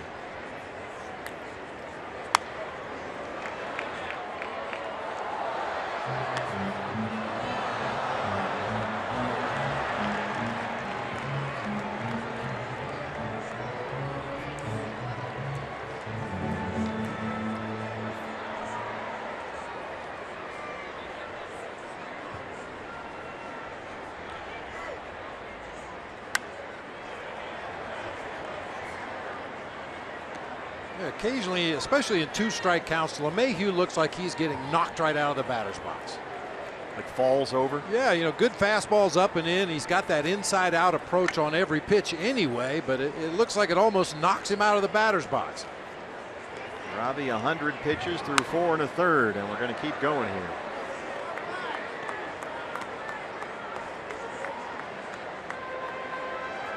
I was coaching with the San Francisco Giants as you see Evan Marshall beginning to throw for the Diamondbacks. We had a center fielder by the name of Darren Lewis, who reminds me a lot of DJ LeMahieu in that inside-out approach. Lead with the hands, lead with the knob of the bat, let the barrel drag behind a little bit, and try to hit the ball the opposite field.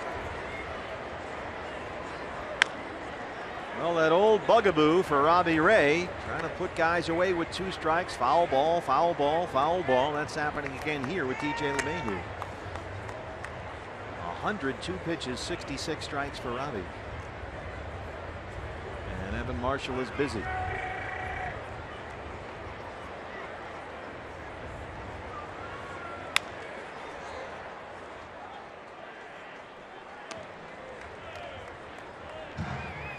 Found a D-backs fan here with us. I ran into 2 D-backs fans today from Australia. They were up here from Sydney to follow the Diamondbacks. How about that? They've been at every game in this series, and they will be at 3 of the Giants games and 3 Yankee games at Chase Field. They're flying from here to Phoenix. Good day. Yeah, they're excited. They have the accents, the whole thing. And there's the strikeout for Robbie Ray. That's a new career high, 9 strikeouts for Robbie. He has struck out the last 3 Rockies he's faced.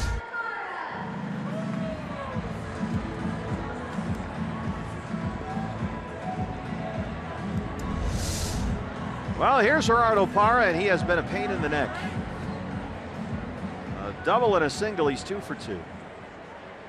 And in 8 games against the Diamondbacks coming into today, he had hit over 360, 9 extra base hits, 8 doubles, and a home run. And so he continues to torture one of his former teams.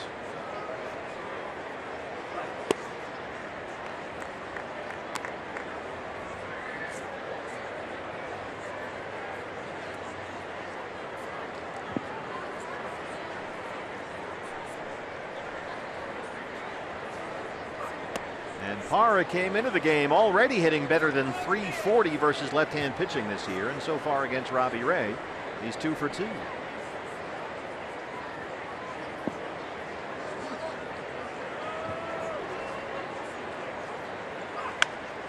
A roller through the hole. He shoots it the other way, make it 3 for 3.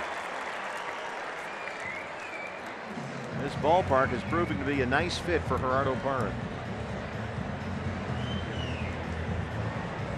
One thing about Parra, and we know this from watching him as a member of the Diamondbacks, he's a guy that very nearly refuses to take a walk. He only has 2 base on balls on the season.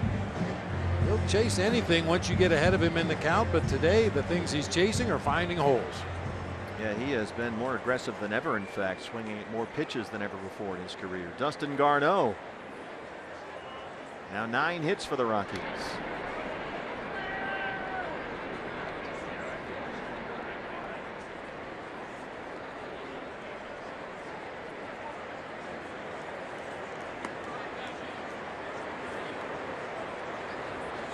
Dustin Garneau's a guy, 7 seasons in the minor leagues at the start of this season. 28 years old. He'll be 29 in August. And his first big league experience came last year. He had 70 at-bats with the Rockies. So he has really hung in on that minor league road. Called up for the first time near the end of August last year and had a double off Max Scherzer in his first major league at-bat. But called up again this year when they lost Nick Hundley to an oblique injury. I always like guys like that, you know, 28, 29-year-old rookies. They've been in 7, 8 years on the buses, the whole thing.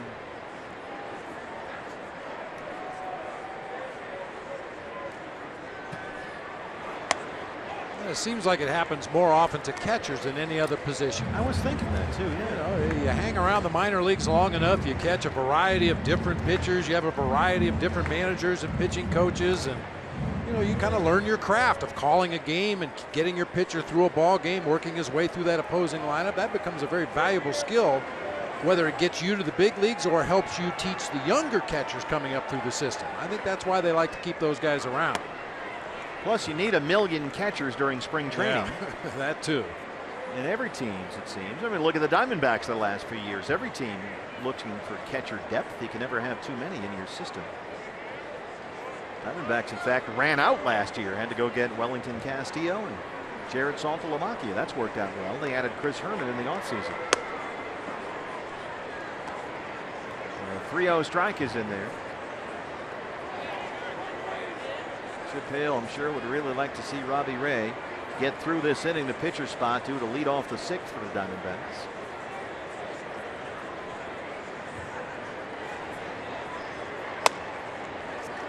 Another walk. He walked Garneau, the 8th place hitter, his 3rd walk. I'll bring up the pitcher Bettis, and that's going to be it for Robbie Ray. He's going to have to make a double switch now. Pitcher spot due to lead off for the Diamondbacks in the next inning, so Chip's going to have to make a double switch here. Well, another frustrating outing for Robbie Ray. There's so much potential here. A young lefty who throws mid-90s. He had a career-high 9 strikeouts, but he leaves here trailing 5-0 after only 4 2/3. Back after this.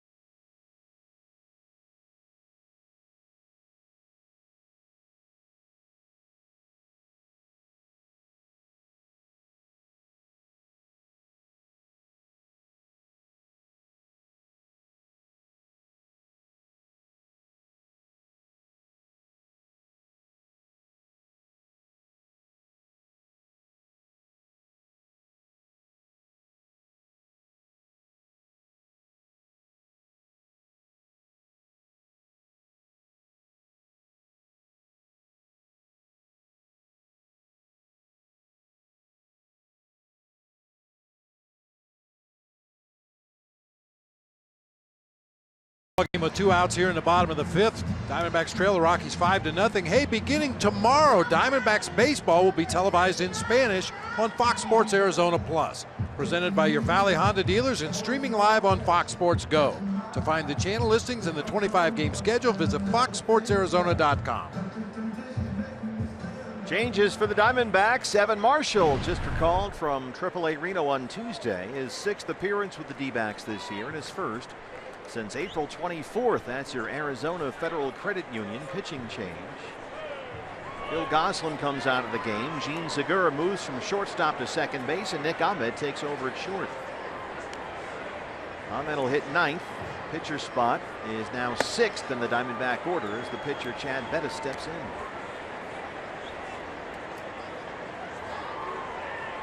Two outs. Gerardo Parra is the runner at second. Dustin Garneau at first.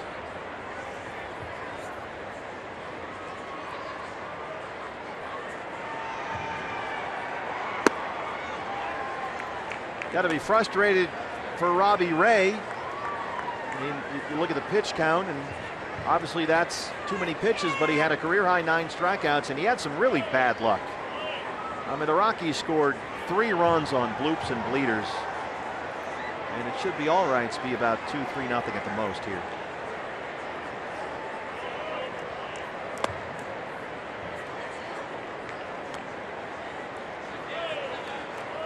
Charlie Blackmon had a broken bat bloop single that scored 2. Arenado hit a pop-up along the right field line that dropped in to no man's land, about 2 inches fair to score another run. So the baseball gods didn't do Robbie any favors today either. It's all. I'm sorry, I didn't mean to interrupt there, partner. I was just going to say it's almost as if the Diamondbacks middle infielders are trying to bait Parr into stealing third base. Look how widely they're split there. Gene Segura shading over toward the hole between first and second. Nick Ahmed very deep at shortstop, almost trying to tempt him into stealing third base. I imagine making the final out of the inning at third base with a pitcher up would be just about the worst thing you could possibly do. Which is just why he might try it. Yeah, you might be able to get away with it given the fact you've got 3 hits in the game already, but yeah, that would be a definite no-no.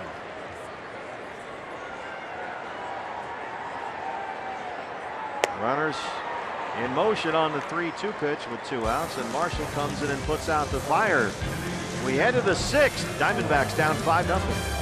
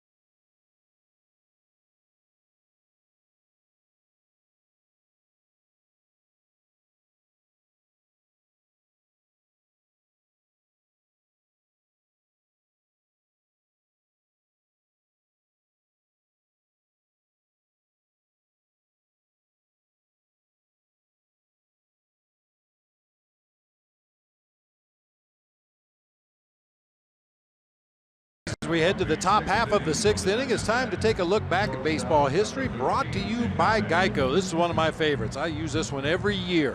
Back in 1993, playing for the Pittsburgh Pirates, Jay Bell grounded out to Phillies shortstop Juan Bell, and the umpire at first base was Wally Bell. Bells ringing everywhere that day. It'll be the number 9 hitter Nick Ahmed, who came in as part of the double switch when Evan Marshall entered the ball game. Nick will lead it off, followed by the top of the order, Gene Segura, Brandon Drury, and hopefully many others. Time to wake up the offense. They've been out hit 9-3. They trail at 5-0, and here is Nick. 168 and 3 homers. Sends this one deep out to right field. Parr is going to play it off the wall, and it carries off the out-of-town scoreboard. Ahmed going to have to hustle, and he is in there. Nick Ahmed, a leadoff double. Well, that'll get things started. You never know what kind of carom you're going to get off those fences out there. You're never quite sure. That was Larry Walker like that time by Gerardo Parra. Played that carom perfectly and fired a strike back into second base. Nick picking on a high fastball. First pitch he sees, driving it out there to the opposite field, and this one comes right to Parra's bare hand. Gets off that strong throw to second base. Very close. They're looking into the Rocky dugout. Walt Weiss waves him off, so that's no challenge from Colorado. Brings up Gene Segura. Well, Parr's a 2-time Gold Glover. He knows what he's doing out there. Segura doubled to lead off the ball game. He's 1 for 2. He's now hit safely in 9 straight games, leading the major leagues in hits with 50 already in game number 36.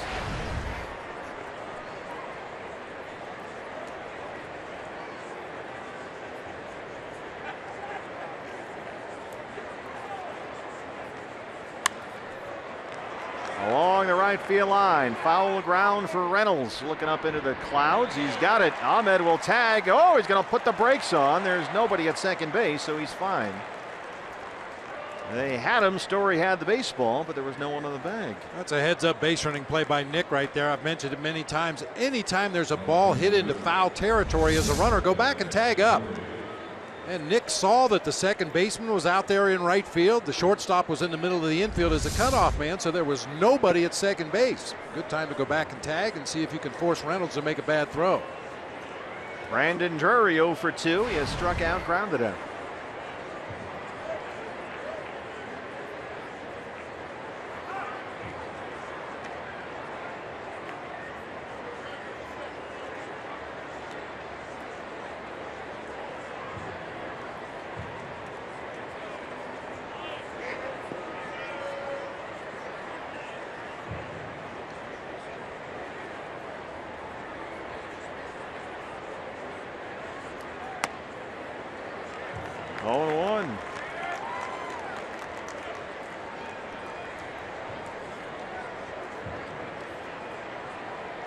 Brandon has started every game on this road trip so far, 10 hits. And there in right field, no David Peralta again today. And that pain in David's right wrist seems to be a growing concern. He'll be examined first thing in the morning tomorrow by Dr. Sheridan. He was hit by pitches twice on the right forearm, and that discomfort has worked its way into his wrist somehow to the point where he has altered his swing mechanics. And David said the wrist has been getting to the point that it's bothering him a lot. He feels a little weak in his hand, and he says he just knows something is not right. And that does not sound great. And so they'll get him checked out first thing in the morning tomorrow.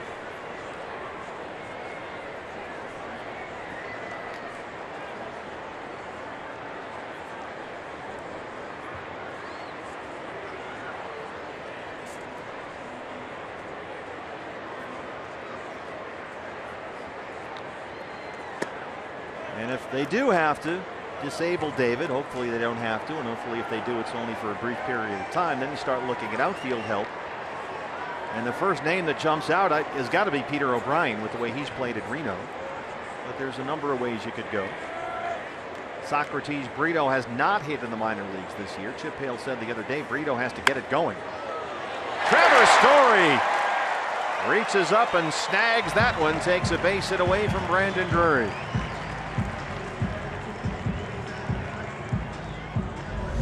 Like an RBI base hit into left center field that time. Drury really slowed his swing down on that off-speed delivery, and Story going top shelf.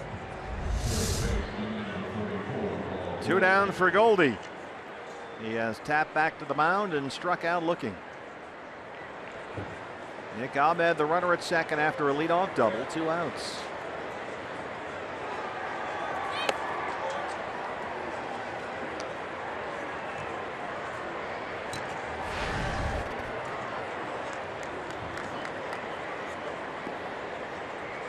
Goldie leading the major leagues in walks. He has more walks than hits this year.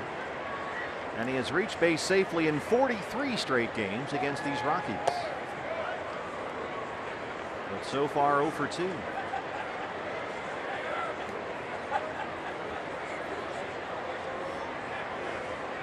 "75 pitches for Chad Bettis, 50 strikes. He's given up only 4 hits. He has not walked a batter, and he struck out 7. And he wants to talk it over with Dustin Garneau.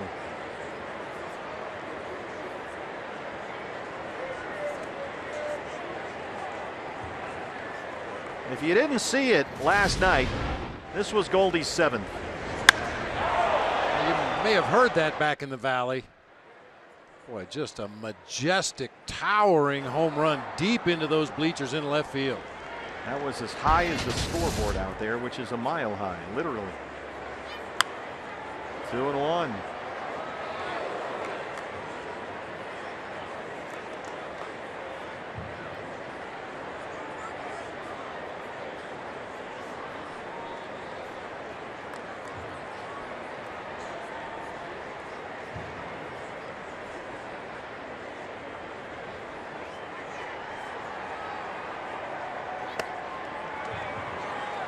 3 balls and a strike. And we mentioned this yesterday. What Chip Hale and the coaches want to see from Goldie is him being aggressive in the zone. If it's in the strike zone, take a cut. They don't want him chasing bad pitches or expanding that zone. They want him aggressive in the zone. Like that. He blasts it into left center field. That won't get cut off by Blackman. It'll reach the wall. Ahmed will score. And Goldie once again, Bob, has barreled one up. It's an RBI double, his 4th this year. Yeah, we've seen it throughout this series. The first series down in Miami got jammed quite a bit, took a lot of called strikes. Same thing in Atlanta, but here in Colorado, he's been getting the barrel on the ball more often than not. Drives this one deep to center field. I think Ahmed will score easily from second base. And Goldie has now reached base safely in 44 straight games against the Rockies. The record is held by Mike Piazza, who reached in 48 straight against Colorado. And so Goldie will have a chance to pass the Hall of Famer later this year. Jake Lamb, another run sitting out there with 2 down.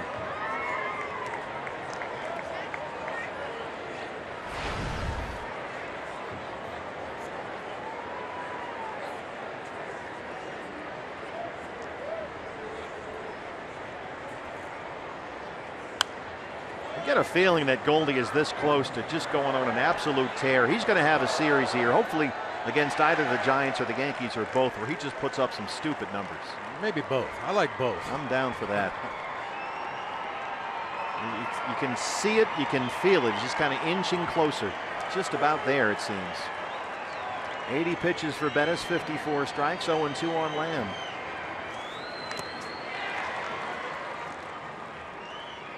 Go downstairs or maybe upstairs to Jody. Guys, yes, after the home run last night, Chip Hale was quick to mention the postgame that the mechanical change that Goldie worked on with Dave Magadan and Mark Grace yesterday in the cage really worked. He wouldn't say exactly what it was, but it seems to be giving Goldie a little bit of confidence right now at the plate. He looks good. Jake Lamb strikes out. Another slow breaking ball from Bettis, but the Diamondbacks get on the board. They trail it 5-1.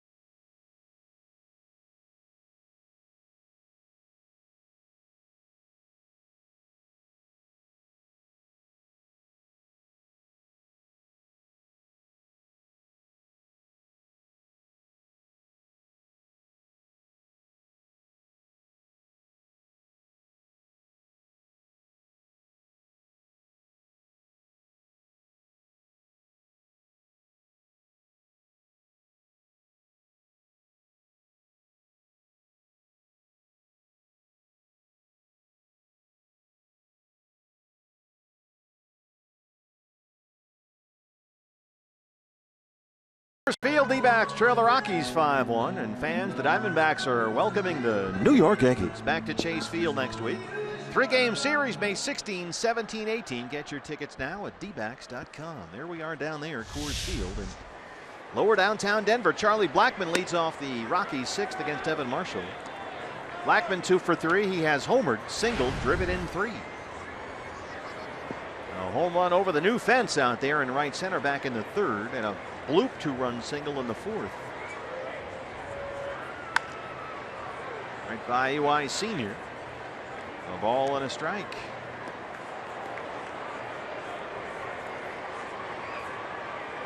Evan Marshall back out there after striking out the pitcher Bettis to end a threat in the Rocky fifth. Evan just called up from AAA Reno Tuesday. And he admitted, you know, it's hard to go down to the minors and stay motivated when you're so close to coming right back up. You try to stay ready. Because the way that Reno reliever shuttle has worked for some of these guys this year, they know it's just the phone call's coming. And you're on your way back up. That's one of the hardest things in the game of baseball, when you've had a taste of the big leagues, had a taste of success at the big league level, and then fall on hard times, or because of roster problems you need to go back down. Segura knocks it down. Blackman's aboard. It's tough to go down there and maintain a good attitude, but you have to realize the only way you're going to get back to the big leagues is by pitching well.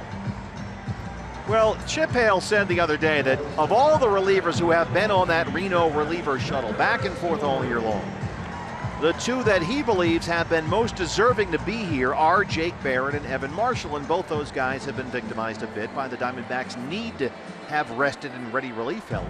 And the only way to maintain that is to shuttle guys back and forth, but both Barrett and Marshall are here. And Chip said those are the guys that deserve the most to be here. Well, Blackman's got his third hit, a leadoff single. Here's Story. What's really unfair about it for those relief pitchers that get sent down just because you need a roster spot and a healthy arm, the people you should really be mad at are the starting pitchers, the guys that work those short outings and cause you to have to reach for some healthy arms at the AAA level. Well, had another one today with Robbie Ray, who was well over 100 pitches, but was gone with 2 outs in the fifth.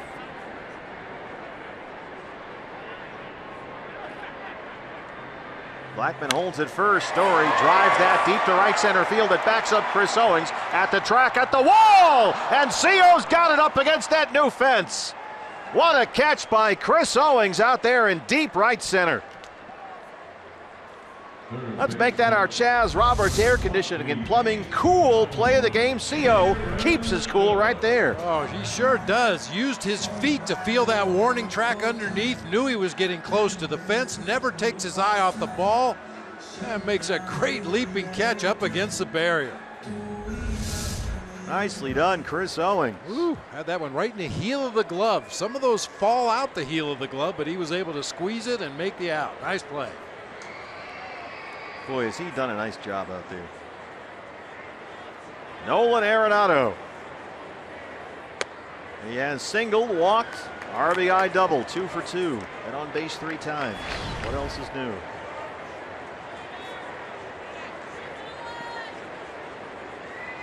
Now in 9 games this year against the Diamondbacks, Arenado has 3 homers and 9 RBIs.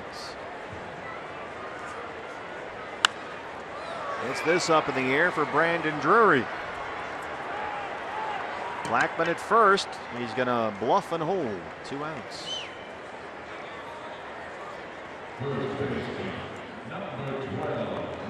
Brings up Mark Reynolds, who had an RBI single in the third. He's also struck out twice.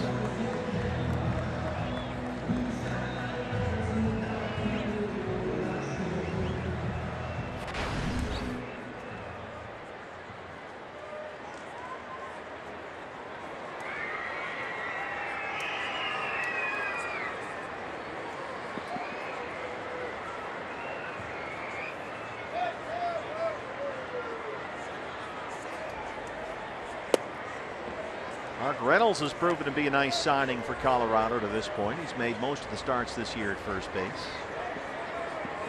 He was out there on the open market. He said he thought the Rockies were his best chance of having a rebound year, trying to get some at-bats at this altitude. And he hasn't hit a ton of home runs. He's only got 2, but the batting average is way up there. I get the feeling as often as Mark Reynolds puts the ball in the air in this ballpark, he will get his home runs. I don't think there's any doubt about that. He has swung the bat very well lately. Last 18 games, he's hitting nearly 380.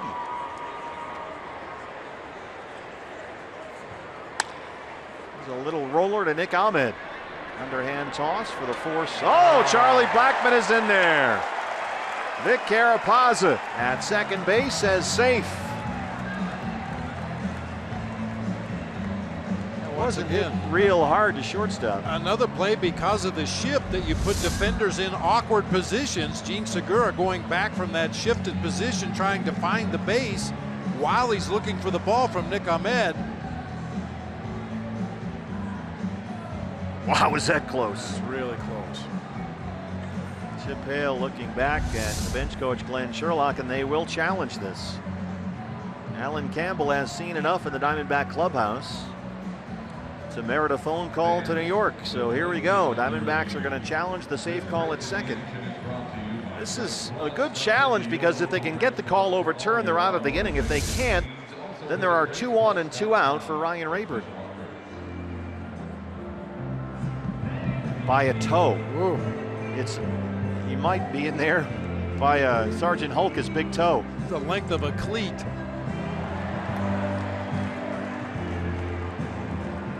I think obviously we've seen that play many times. To end the inning, the shortstop fields a ground ball and tosses onto the second baseman covering to get that force and go on back into the dugout. But because of the pull shift, Segura was approaching the bag from an awkward angle. Nick might have been better served just to go to first base. So the Diamondbacks lose their challenge. Safe at second is the call.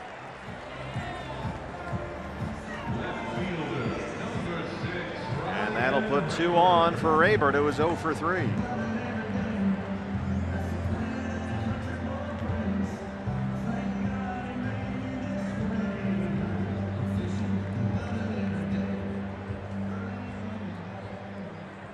Charlie Blackmon at second, Mark Reynolds at first.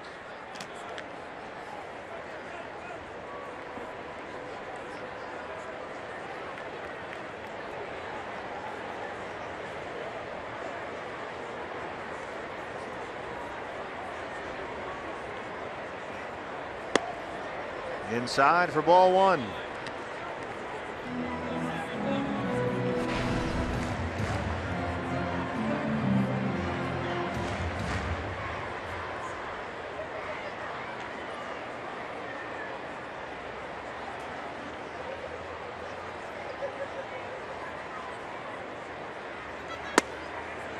D-backs, as soon as this ball game is over, on an airplane, finally back home to Phoenix. Start of a big 4-game series tomorrow night against the Giants fans.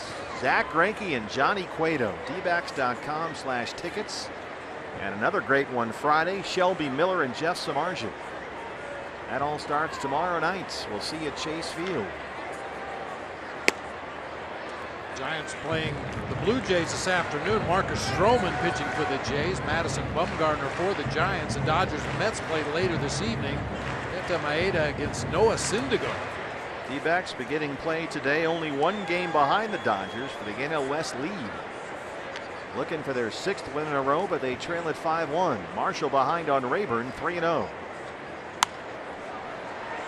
That's out of play. What's next brought to you by CenturyLink.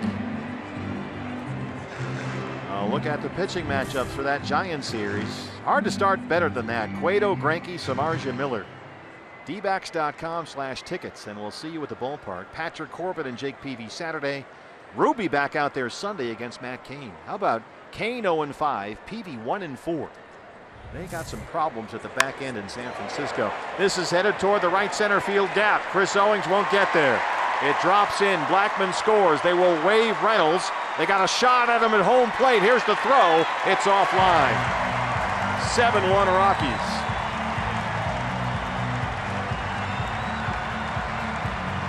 And that's exactly what you were hoping to avoid with that challenge on the safe call at second. Down and gets a fastball, drives it to that gap in right center field, and with 2 outs in the inning, everybody's running on contact. Blackmon will score easily from second base, and Reynolds comes all the way around from first. 2-run double for Ryan Rayburn.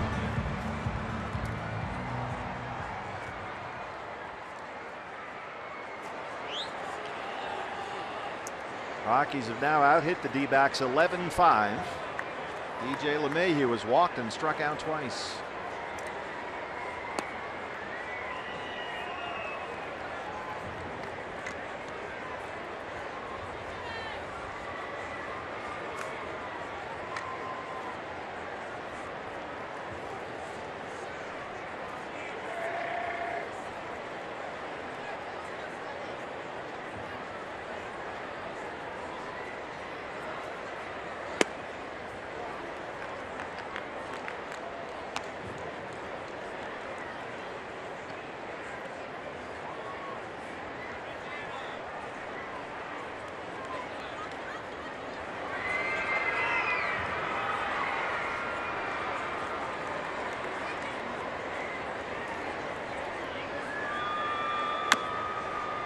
Chop to third, short hop for Lamb. Nice scoop by Jake, and he throws him out.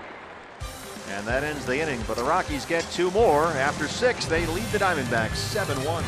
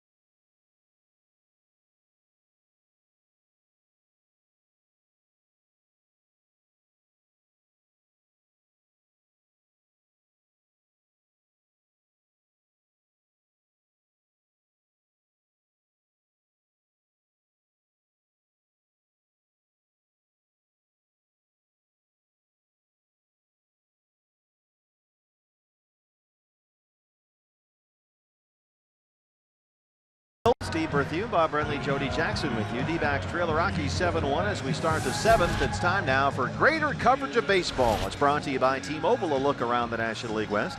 D-backs only a game off the division lead at the start of play today. The Padres and the Cubbies 7-4. Brett Wallace, a home run for San Diego, a 3-run shot. And they'll play another one later today. Giants are hosting the Blue Jays right now. Giants come into Chase Field tomorrow night. They lead the Blue Jays 2-1. Later tonight, Syndergaard and Maeda, Dodger Stadium. That's in LA. Thor. Noah Syndergaard. Thor. Yeah. I said 4. What's the significance of that? I'll take a 4-run 7th. How about right now? I'll take that. As Manny Tomas has one of the 5 Diamondback hits, a single his last time up. And Chad Bettis kind of has a way of hanging around against you, and he's done it again here today, pitching into the 7th inning. It takes a few punches to knock this guy down. He's gone at least 6 full innings in each of his last 6 starts. And once again, he's been very efficient. He is just a smidge over 80 pitches through 6 innings. He's been over 100 pitches during that span only twice. 6 straight starts, going at least 6 innings. His high for the year is 114. Pitcher's spot is up next for the Diamondbacks after the double switch, and Ricky Weeks Jr. is in the on-deck circle. Bettis right now only 85, 86 pitches. There's Ricky.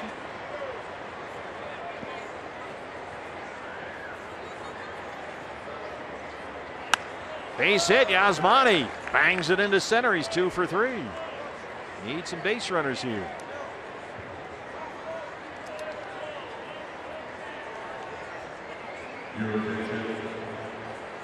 Ricky Weeks Jr.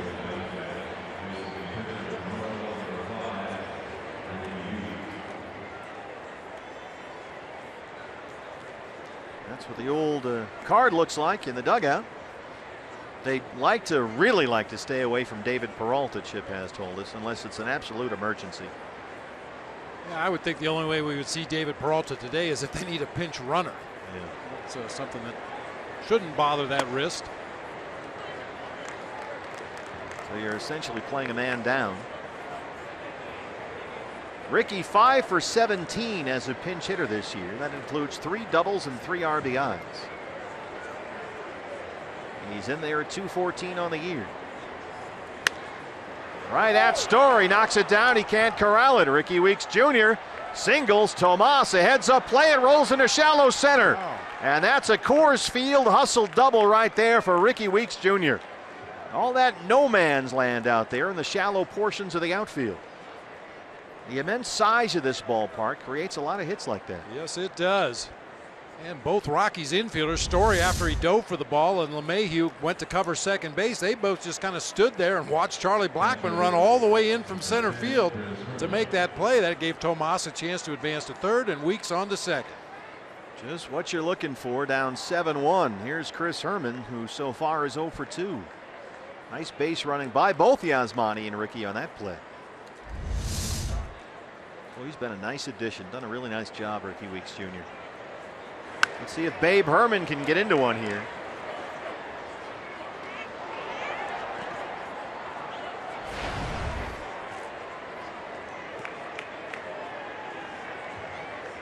Last 9 games for Chris, hitting .370 with 4 homers and 11 RBIs. Rockies have the shift on. They overload the right-hand side. Good take right there. A ball and a strike.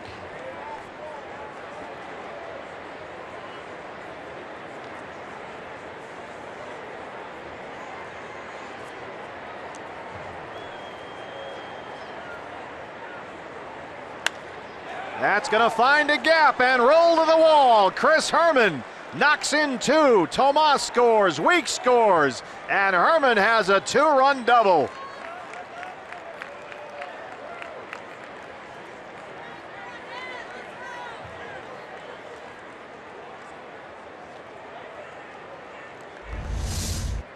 You can't stop him. You can only hope to slow him down. The Babe. He goes down and gets a cutter down below knee level and hooks it back to that gap in right center field. That aggressive base running by the Diamondbacks, the first 2 hitters in this inning, gave Herman a chance to drive in 2 with that ball in the gap. Chris Herman, Steve Foster, the pitching coach, will pay a mound visit now. What an addition he has been. Let's go down to Jody. Talked a lot about the addition of Chris Herman, Dave Stewart picking him up in the offseason, but one thing I was talking to Chris about today is he was saying he's not a guy that likes to show a lot of emotion. Part of that was being with the Twins organization. That's kind of their style, but he's really having a lot of fun right now. In fact, more than he's ever had in his career, he said, whether it's driving the bus or what we just saw from him, the big smile. In fact, after he hit that big homer at Chase, he said a fan actually said the best thing about that home run, and it was great, was just to see you smiling coming around the bases. He's been all smiles lately, that's for sure. Here's Chris Owings, a roller to second. LeMahieu has it, and Herman moves into third. Well, we like to call him Babe Herman because back in the day of the Brooklyn Robins, Babe Herman was a left-hand hitter who played some right field and was one of the most feared power hitters in the game. So we've adopted the Babe nickname for Chris Herman. Seems to fit. And the more we call him Babe, the more he hits, it seems, so we'll have to keep it up. Here comes Babe Ahmed. Exactly. Doubled and scored his last time up. We'll call them all Babe if that's what it takes. Exactly. I got you, Babe. They say our love won't pay the rent. Ahmed came into the ballgame midway through after a double switch, so he's 1 for 1.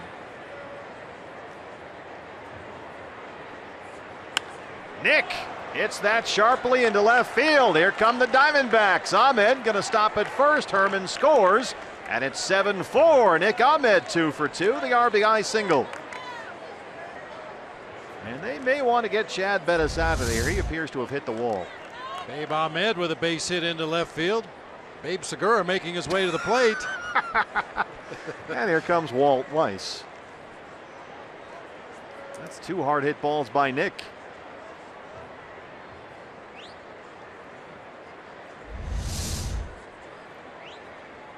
The first 4 of the first 5 D-backs hitters in this inning have base hits. Don't go anywhere. It's a Coors Field ball game. D-backs back within 3.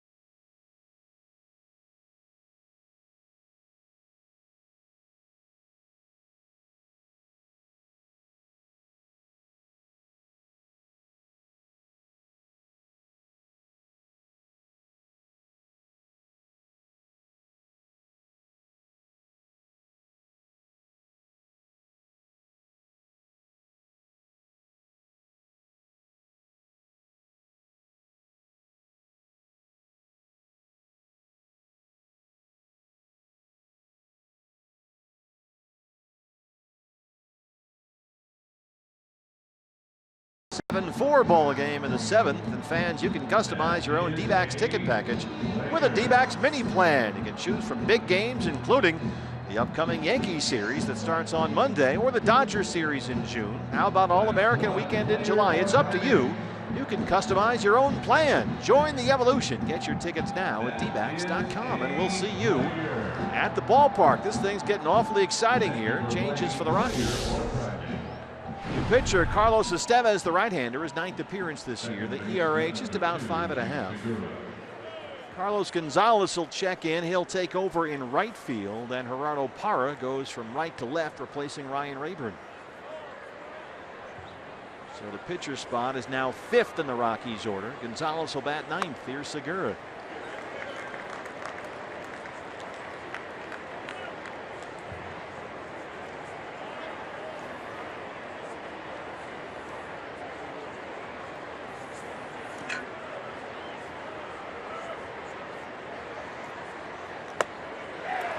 Two. Yasmani Tomas led off this inning with a single up the middle. Ricky Weeks Jr. a hustle double. Chris Babe Herman a 2-run double. Owings grounded out to move Herman to third. Ahmed single. Now here's Segura, who strikes out. Estevez not messing around. He's got a big arm. Occasionally he can spray it around. He's now struck out exactly as many as he's walked this season. Average fastball about 95, has a little slider to go with it.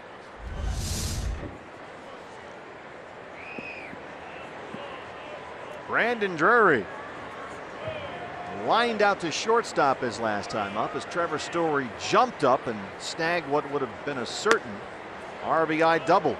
Took a base hit away from Brandon, who's 0 for 3.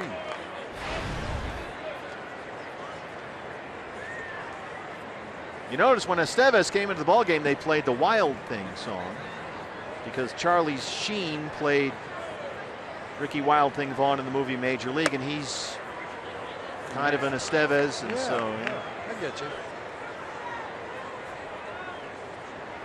I thought it was more just the fact that he was wild. Well, it is there. 2 birds, 1 stone. 2-0 on Drury.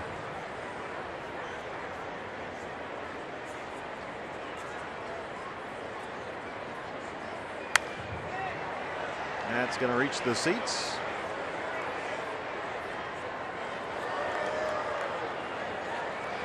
Diamondbacks trying to get back in this. They're back within 3, now with 9 hits.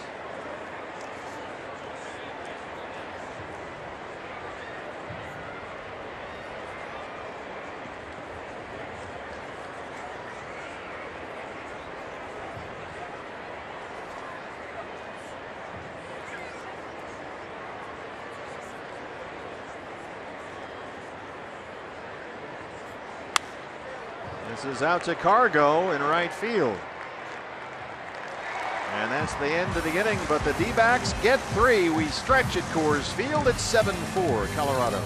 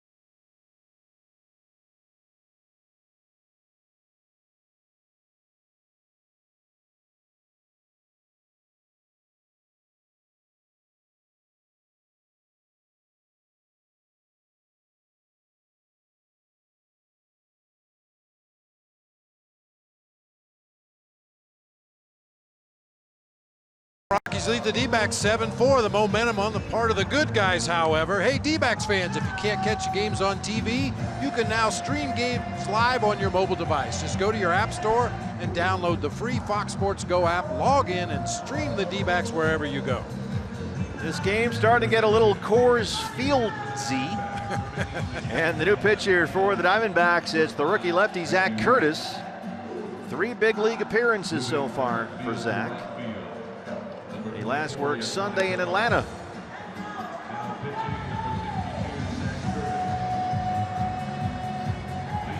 So far, 1 hit, 2 walks, 3 strikeouts in 2 2/3. Up here from A-ball of Visalia Rawhide, where he was pitching for J.R. House down there. Now here he is in the big league. Some defensive changes behind him. Brandon Drury has come out of the ball game after Brandon made the last out at the top of the inning. Yasmani Tomas will move from left field over to right field, replacing Drury, and Ricky Weeks Jr., who pinch hit that last inning, will take over in left. So here we go. Gerardo Parra 3 for 3, a double, 2 singles. He has scored a run. He'll lead off the Rockies 7th against Zach Curtis.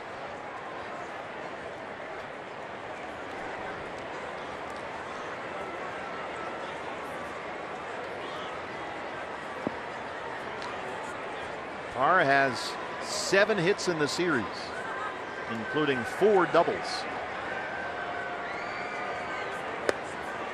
There's a strike, 0-1.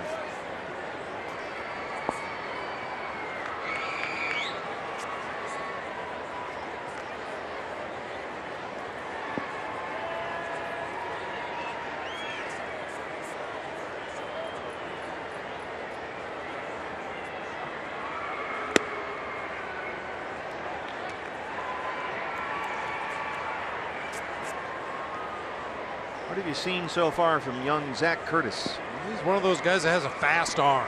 You know, obviously his size, some people would say work against him. I think it really helps him. His release point is so much lower than your average pitcher at the major league level. Really kind of sneaks up on you. Fastball, very explosive when he keeps it down in the zone. Showing a good slider. 5'9", 192. He's 23 years old. He'll be 24 in July.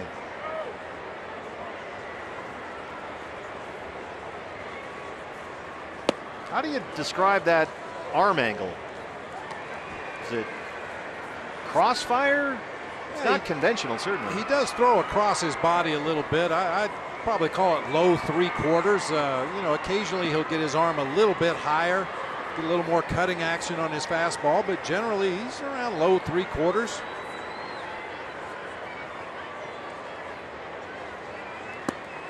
This is a young man who pitched at Hillsborough, was a lockdown closer at Kane County, just sensational last year.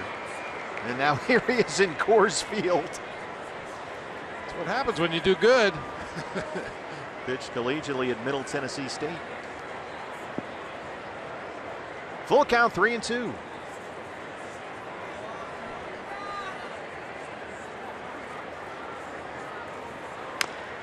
There's a high chopper to Segura at second base, and they finally retire Parra. Yeah, you rarely see a pitcher make the jump from A-ball to the big leagues. I think more than just his stuff, it speaks to his makeup, his aggressiveness. He's not afraid out there on the mound, not afraid to challenge hitters at the big league level in the strike zone. He believes his stuff is good enough to get these guys out. There's a lot of guys with good stuff pitching in A-ball right now, but if you ask their farm director, is this guy ready for the big leagues? Oh, no, he's not ready for that quite yet. But how do you determine the difference? Well, you have to be around a guy. You have to know his work habits. You have to know what makes him tick. Watch him struggle, see how he reacts when he struggles as opposed to when things are going good. And apparently all indications for Zach Curtis was he's a guy that was ready for the big leagues. So it's as much about makeup as it is stuff then. Well, it helps to have the good stuff, no question about that, but sometimes you can have the good stuff but not the mental makeup to come up here and do what you have to do to be successful.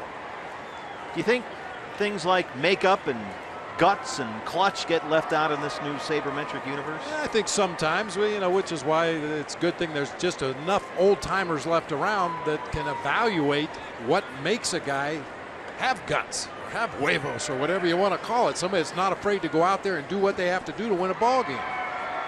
Onions, as Bill Raftery Yeah, likes there to you say. go. Right by him. There's some, well, call it swagger if you want, whatever you want to call it. It's confidence in your own ability, confidence in your own stuff. Well, so far in his professional career, Zach Curtis should have a lot of reasons to be confident. Last year at Kane County, 33 saves, a 1.33 ERA in the Midwest League. Had a couple of saves for J.R. House at Visalia in the Cal League before he was called up.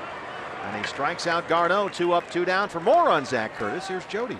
Well, Dave Stewart was talking about this yesterday. He actually gave credit to Mike Bell, the director of player development for the Arizona Diamondbacks. His name came up, and you know, Dave Stewart said we're looking for a left-handed guy. He said, how about Zach Curtis? The other thing that opened some eyes, you guys mentioned it. Steve, you mentioned the numbers. They were off the charts at every level. And then, Bob, you mentioned the makeup, and Dave Stewart, well, he called it guts. In fact, he used that exact word yesterday.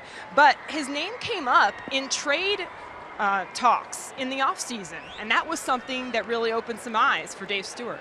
Well, I'm sure after the year he had at Kane County last year, they got a lot of phone calls on this young man. He was sensational.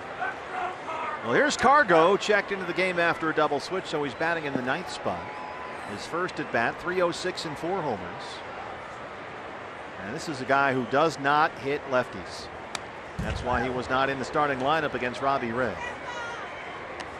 Hit 195 against left-handers last year.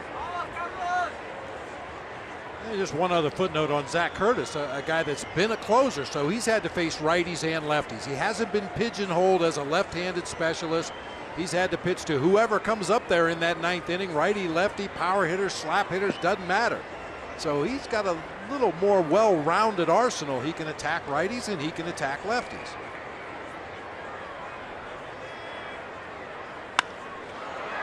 Center field, CO hesitates, comes in a bit.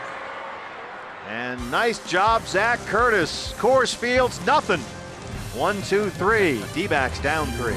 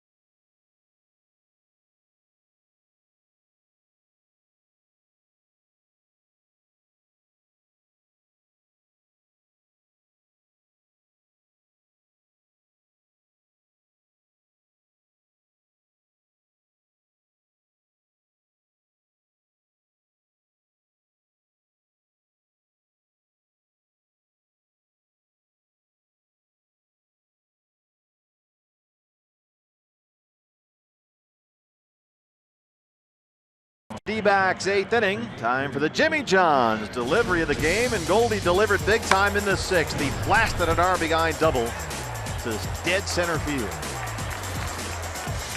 And once again, he started barreling up those balls a lot more often. The RBI double. His 700th career hit. 700 career base hits for Goldie, who leads off the 8th against Estevez. D-backs have been out hit 11-9. They trail at 7-4, trying to come back here at Coors after a 3-run 7th. Goldie's RBI double, part of that. Or that was in the 6th, pardon me. Herman had a 2-run double in the 7th, and Nick Ahmed an RBI single. Got some heavy clouds overhead right now, no big deal. Patches of blue sky here and there.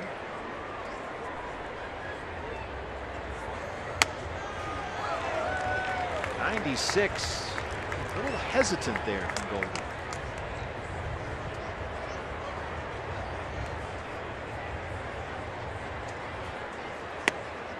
Lays off that one, 2-2. Carlos Estevez, called up from AAA Albuquerque near the end of last month. Goldie shoots one fair down the right field line. He will take the turn at head for second. His second consecutive double. And the Diamondbacks have the leadoff man on here in the 8th. Real defensive swing in the 2-strike count. High velocity fastball up and out over the plate. He barrels it right down the first baseline. Good start. Here comes Walt Weiss. A slow walk to the mound. Rockies bullpen has been busy, and he's going to go make a change right here. So the Diamondbacks just got 3 in the 7th, threatening again here in the 8th. Don't go anywhere. Back from Denver after this.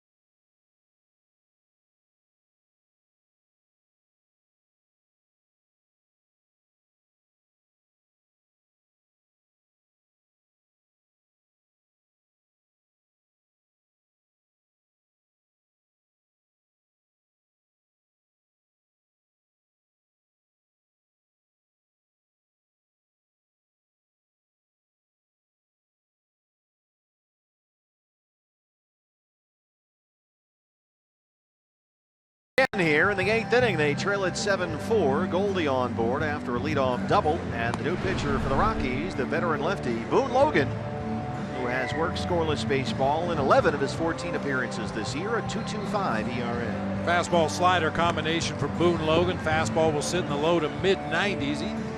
Pretty much a 50-50 split between fastballs and sliders.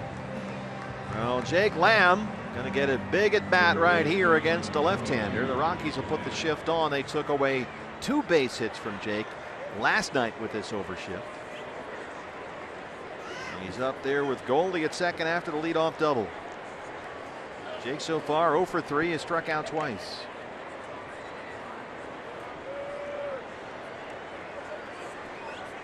D-backs couldn't get anything done against Chad Bettis through the first 6 innings, really. At one point, Bettis retired 12 straight, but now they're into this Rocky bullpen. 0-1.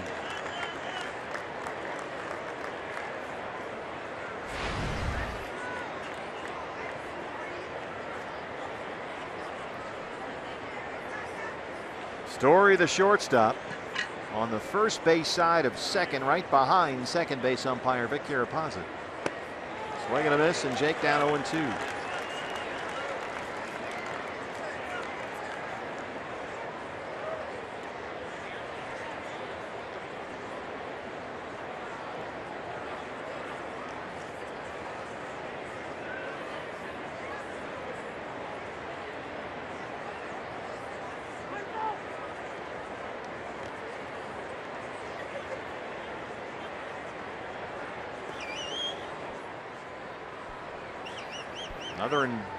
Another veteran reliever out there for the Rockies. That's the right-hander Chad Qualls.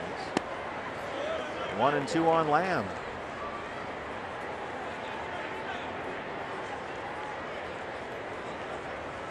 D-backs trailed it at one point after 4 innings, 5-0. They were down 7-1 after 6.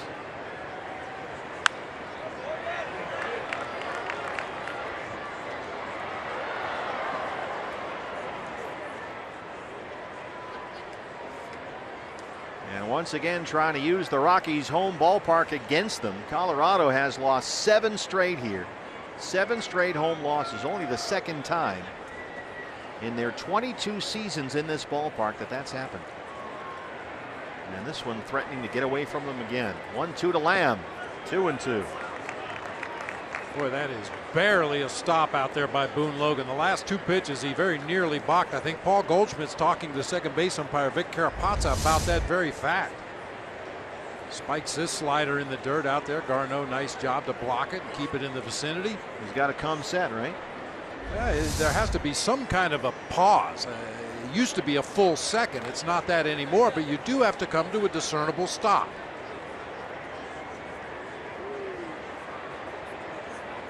Two and two. Just did get a piece. That time a check on the runner, so he came to a very distinctive stop that time. But on the 2 previous pitches, just looking at home the whole way, went into his set position and just kind of glided right into his delivery. Boone Logan been around a long time, 529 career appearances. That is 16th most among all active pitchers and 4th most amongst left-handers.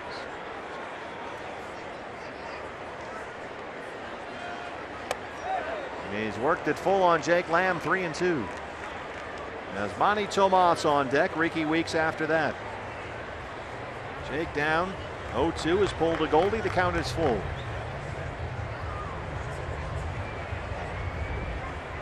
Rockies will keep the shift on here with a full count. There's a little tapper back to the mound. Logan almost threw it away. Goldie advances to third. That's the first out in the 8th.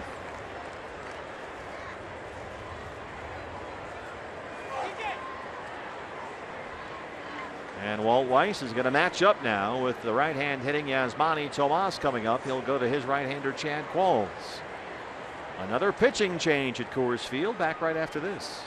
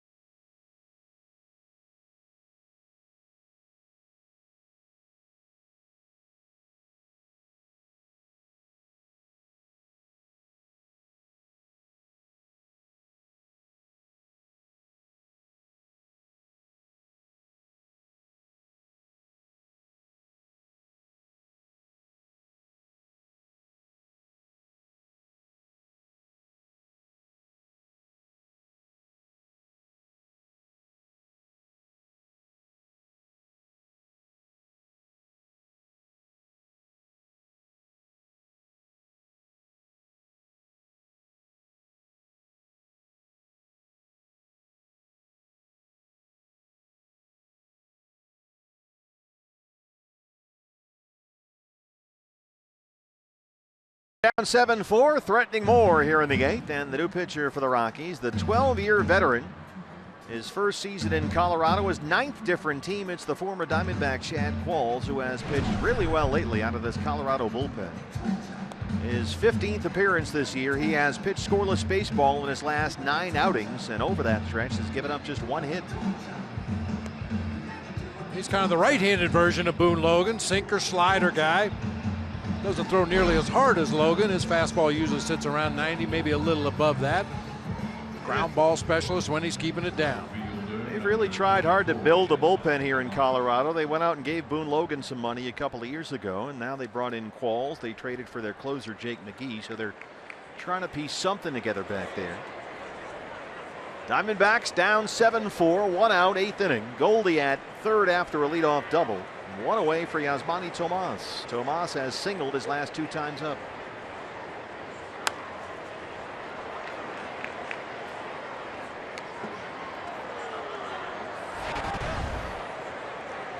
Yasmani, a big return to the lineup last night after sitting out the previous 4 games with a stiff neck.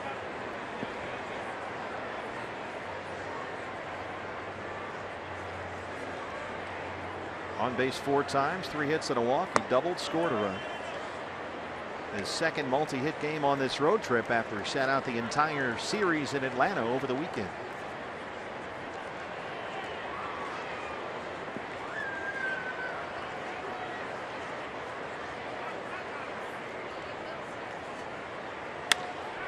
Drive this one to Blackmon in center field, and he won't get there. Goldie will score.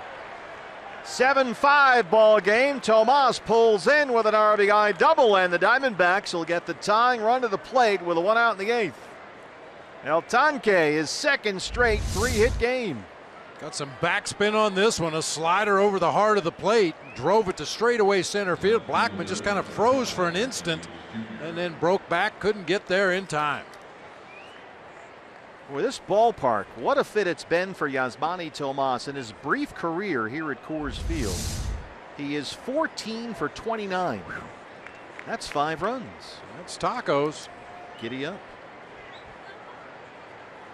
So the Diamondbacks coming back here.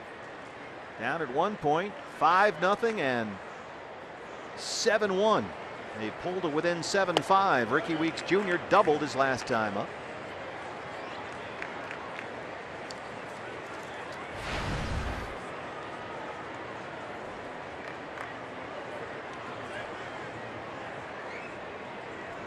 Each team now with 11 hits.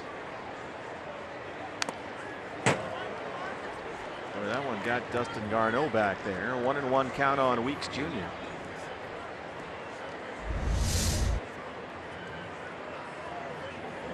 Oh, that foot. Ugh.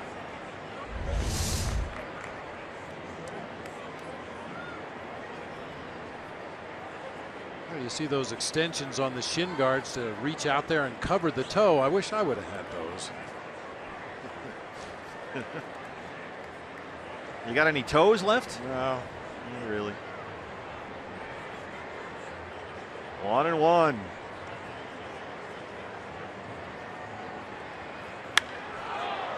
Center field for Blackmon going back at the track. He's got room. He's got a beat on it. He catches it for the second out. Tomas will tag and head for third. Ricky gave it a ride.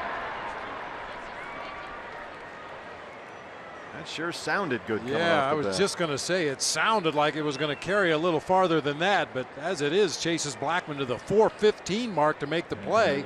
Heads up base running that time by Tomas. When he saw that Blackmon was going to make the catch, he went back to tag up and advances on to third base. Almost no wind out there right now. The flags above the rock pile in dead center field are dead still at the moment. So Ricky didn't get any help from the wind. Here's Chris Herman with Tomas at third and 2 down. A 2-run double his last time up.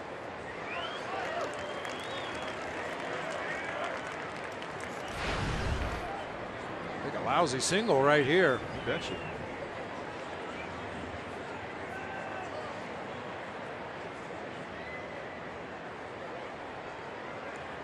Shift is on for the Rockies. He gets it up in the air, high and deep right center field. Blackmon in that corner. It's carrying. He won't get there. Tomas scores. Herman is coming around third. It's rolling on the track, and Matt Williams puts on a big stop sign. The Babe is at it again, driving the bus, and the Diamondbacks are back within 1. The tying run is 90 feet away. Wow. Second ball in a row that Charlie Blackmon may have misplayed out there in center field. Herman puts a charge on it to the deepest part of right center field. Blackmon got all kinds of turned around out there and just misses that ball. Hits off his leg and goes past Cargo back toward right field. The whole time Herman is motoring around the bases. Yeah, took a bus ride from home plate around to third. Chris Herman had an RBI triple in Monday's game. Today's got a 2-run double and another RBI triple. And if Chris Owings can come up with a base hit right here, we'll be all tied up.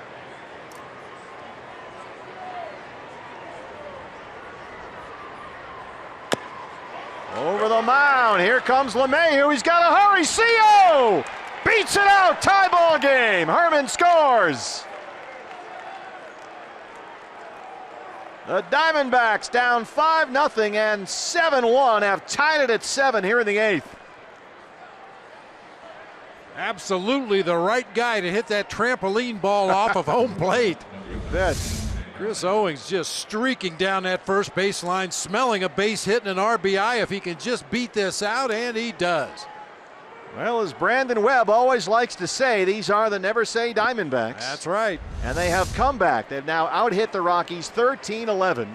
And we have a whole new ball game at Coors Field. 3 in the 7th, 3 more in the 8th. It's 7-7. Wow.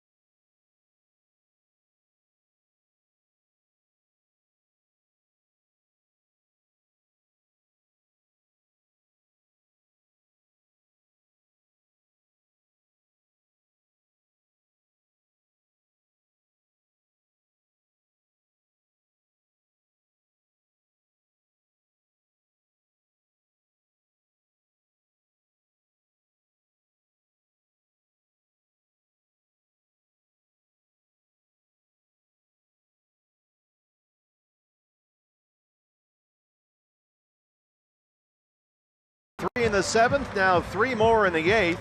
In this inning alone, they have a Goldie double, a Tomas double, a Herman triple, a big infield single by Chris Owings.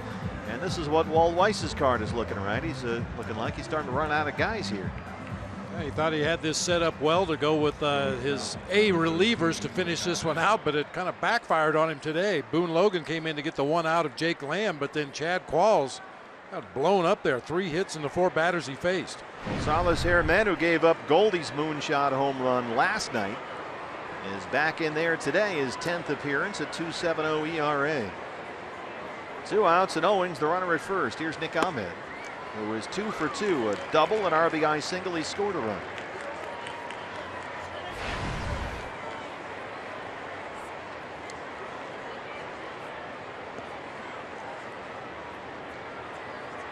And this Rockies team, which has lost 7 straight home games here, has blown a 7-1 lead.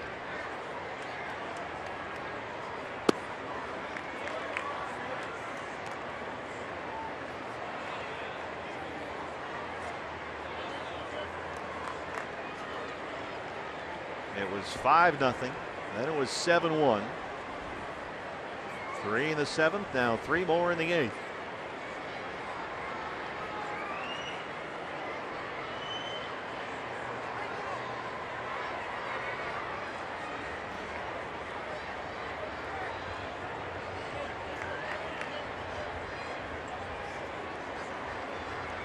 Nick had a good night at the plate last night, had an RBI single, scored a run, walked twice.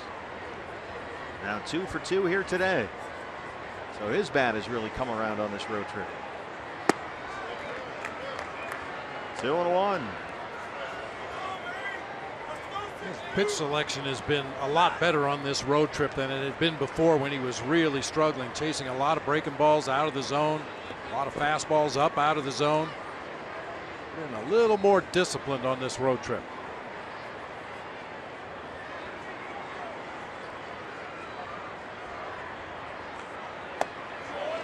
He's off that one. 3 balls and a strike.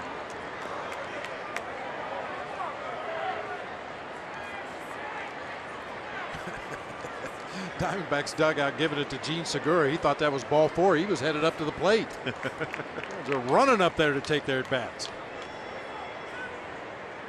Coors Field will do that to you.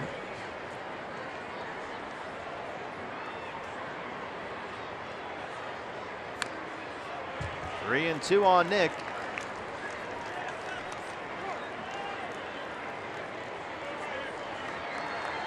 Boy, the D-backs could not get anything for the most part against the starter Chad Bettis, who at one point retired 12 straight, then seemed to fatigue a little bit. They got to him in the 6th, and then in the 7th.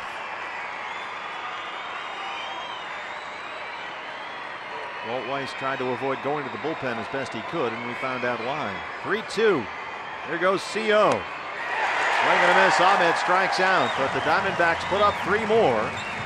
And as we head to the home half of the 8th inning, it's a brand new ball game at Coors Field. Diamondbacks going for the 3-game sweep. They have come back to tie it at 7.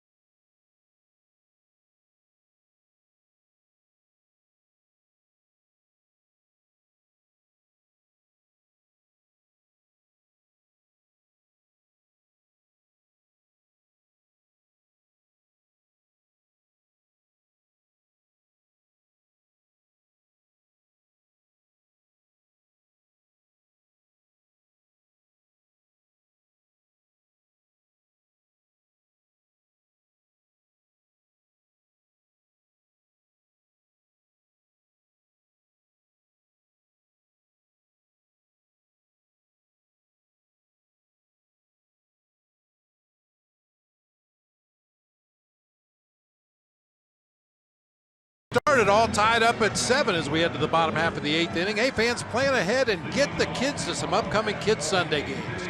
Sunday games are perfect for the family and start at 1:10 this Sunday, May 15th. Kids can take home the youth T-ball set courtesy of MLB Play Ball. And this year's back-to-school game is July 17th. Be here to take home the one-of-a-kind backpack featuring the new uniform teal courtesy of Smile Generation. Get tickets at dbacks.com. Bottom 8 here in what is now a 7-7 ball game, and the new pitcher for the Diamondbacks, the veteran right-hander Tyler Clippard, with 15 appearances this season. Gave up 3 hits and a balk in his last appearance. That was Monday here at Coors Field, but only 4 runs allowed in 15 innings. A 2.40 ERA. A work to the top of the order. Charlie Blackmon will lead it off. Blackmon with 3 hits, a home run and 2 singles. He has knocked in 3 and scored 3 times.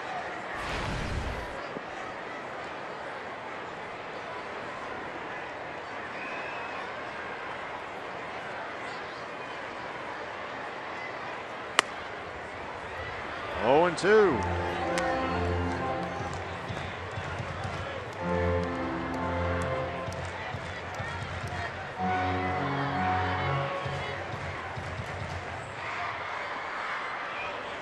Blackmon hot right now. He's hit in 9 straight. 13 hits during that 9-game streak, including 3 doubles and 2 home runs. I see the St. Louis Blues have a fan back there. I'm told they have a Game 7 tonight. In fact, there are 2 Blues fans. What sport is that? I'm not sure. Lacrosse? He's got a Chris Pronger jersey, or sweater, as I should say. I don't want Todd Walsh to get mad at me. The fly ball to center. CO came in. It's drifting on him, still drifting, and he runs it down. Chris was coming in on that ball. It did get up in some wind, which has started blowing hard now across the field, right to left, and it carried the ball that way on him. Speed. It's a wonderful asset for an outfielder. That was not blowing at all just a few minutes ago, but now it's gusting pretty good up there. And here's Trevor Story. Story in the third, singled, stole a base, and scored a run. He's 1 for 4. He leads the National League in strikeouts, and he struck out once back in the 4th inning. And that's a lot of strikeouts for a young career. Old check swing roller, that'll work. Right to Goldie. Excuse me, that's out number 2. They'll take it.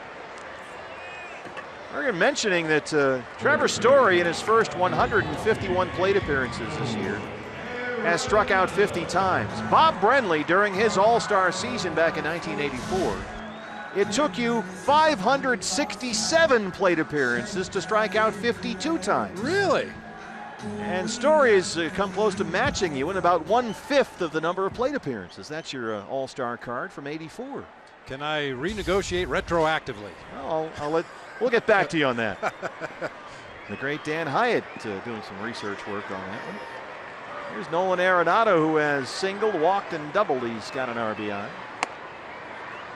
Yeah, one thing you noticed on that baseball card, we were talking about the shin guards. Look at my toes, just hanging out there waiting to get hit by a foul tip. I see that hand is not behind you, though. I wasn't completely set up. Oh, right. I was just moving into position. Now, how's that protection there? That's pretty good right there. Of course, when you start moving around and, you know, pointing your toes out a little bit and the heels in, it exposes the instep. You can't protect everything, but they sure have tried with the new catcher's gear. D-backs have the shift on the left-hand side for Nolan Arenado. Segura, the second baseman, on the shortstop side of the bag. Lamb right on the line at third.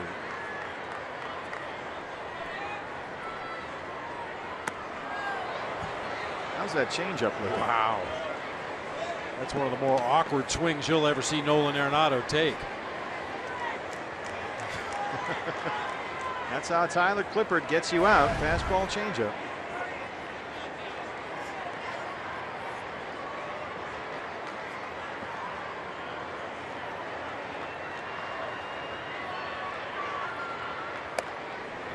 Diamondbacks in the 9th inning will have the top of the order due up. You got Segura, then the pitcher spot, which is second, and then Goldie. And the only guys on the bench left are David Peralta, who they absolutely want to stay away from with that bad wrist, and Wellington Castillo, who's the only other catcher. 2-2. This one is belted deep left field corner. And gone. Nolan Arenado, the major league leader. That's his 13th, and it's 8-7 Rockies.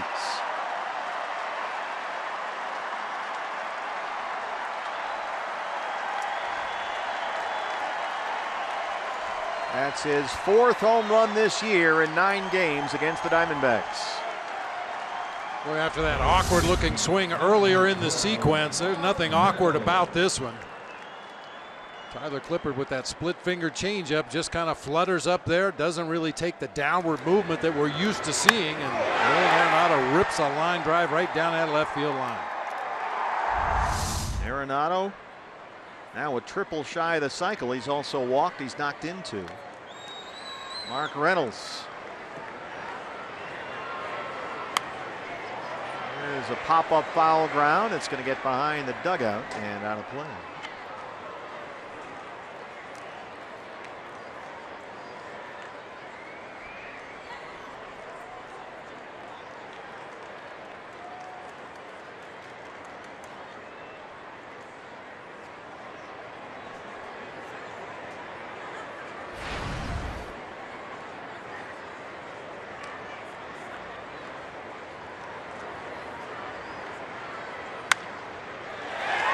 Away from the shift, and it rolls into right center.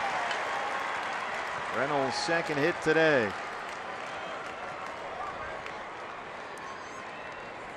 We don't know if it'll last all season, but that's one of the biggest changes for Mark Reynolds coming over here to the Rockies. Trying to hit the ball all over the place, make a little more contact, strike out a little less, even if it means the home run numbers might suffer over the long haul. That time hit it right where the second baseman would normally be standing had there not been a shift on.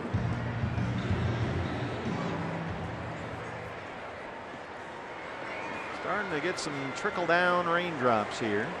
And they'll head for cover behind the Rocky dugout. Ben Paulson hitting for the pitcher. Pitcher spot 5th in the Rockies order.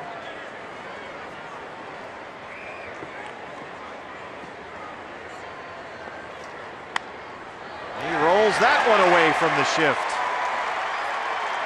Reynolds will stop at second.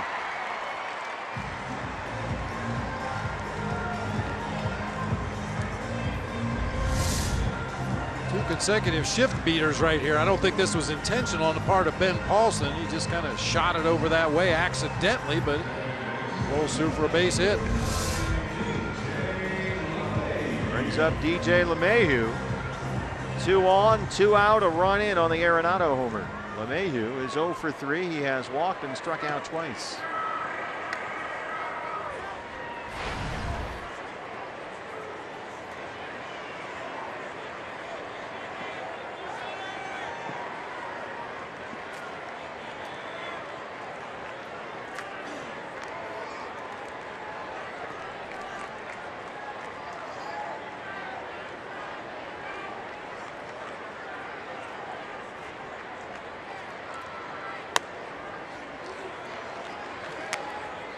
"15 runs and 27 hits. Welcome to Coors." Reynolds at second, Paulson at first.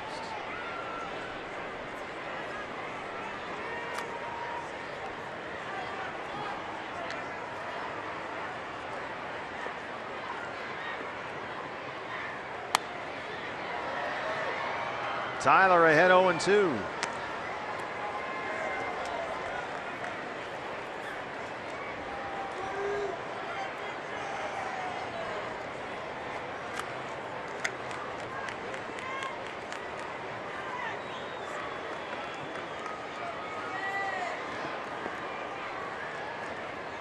Rockies have their closer warming up in the bullpen, the left-hander Jake McGee. LeMahieu shoots it the other way, but that one is foul. Just couldn't quite keep it fair. And that's his bread and butter right there. Yeah, it sure is.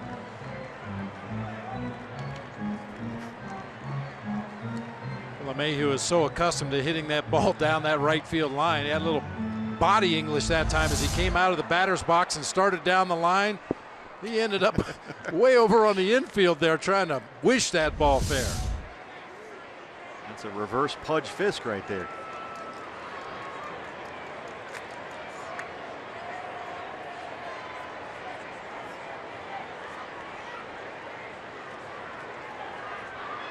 Still 0-2.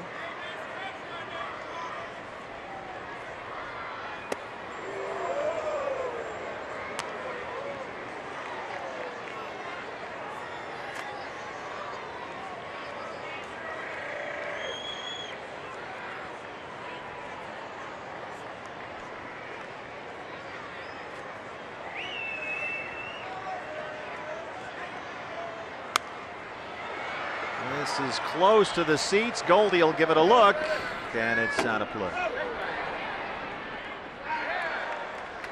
Diamondbacks in the top of the 9th inning will have Segura and Goldie wrapped around the pitcher spot.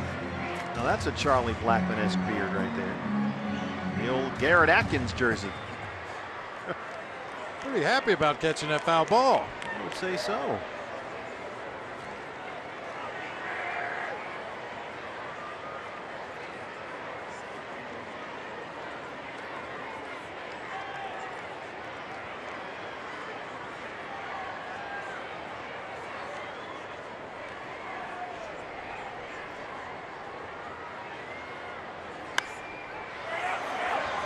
Playable for Herman. Rockies strand two, but they get a big one on the Arenado homer. Ninth inning on the way. Diamondbacks down one.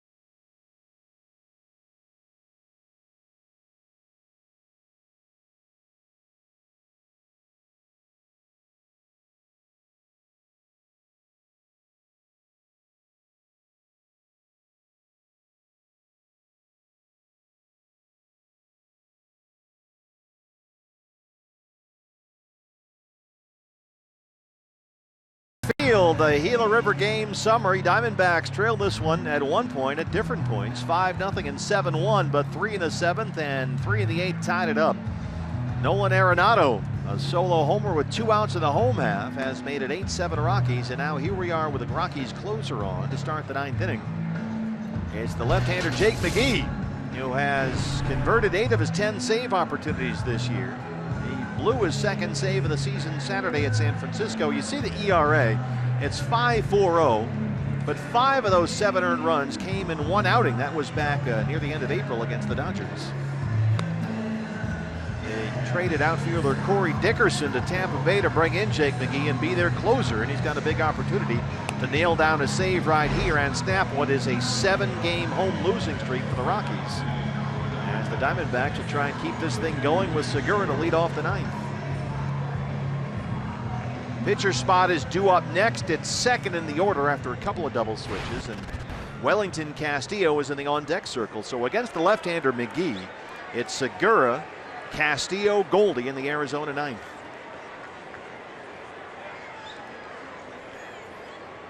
Segura doubled to lead off the ball game. He's 1 for 4.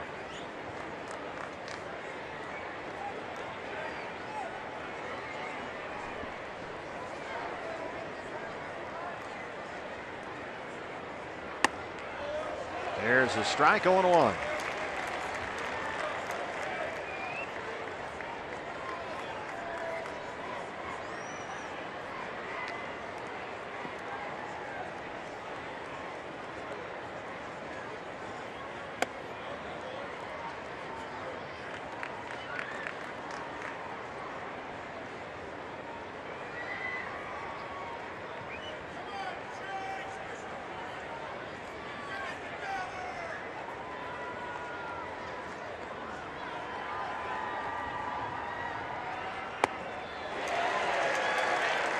One and two.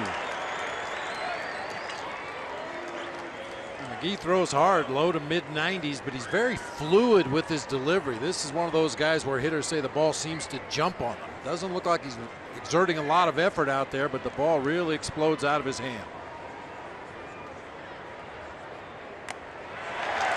Arno can't corral the foul tip, and Segura stays alive.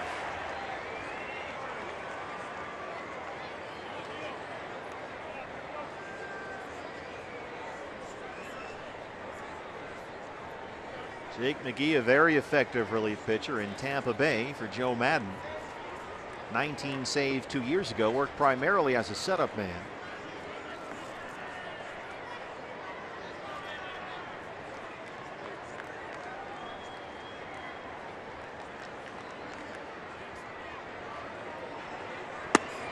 Missed inside at 95, and it's 2 balls and 2 strikes on Gene Segura with Wellington Castillo on deck.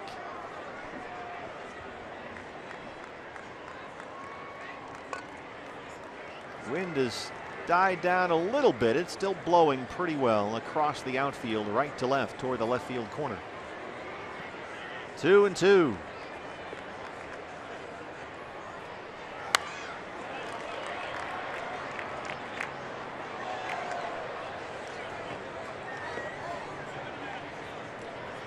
Segura with his first inning double, leading the major leagues in hits. He's got 50 on the year and 3 hits last night. He's hit safely in 9 straight.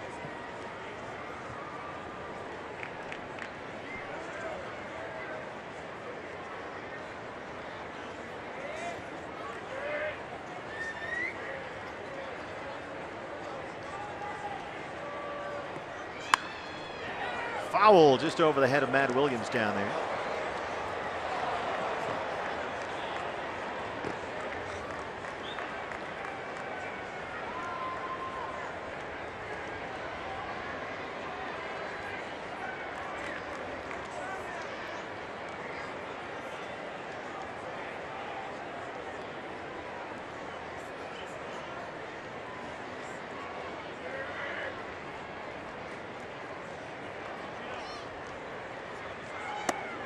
Got him.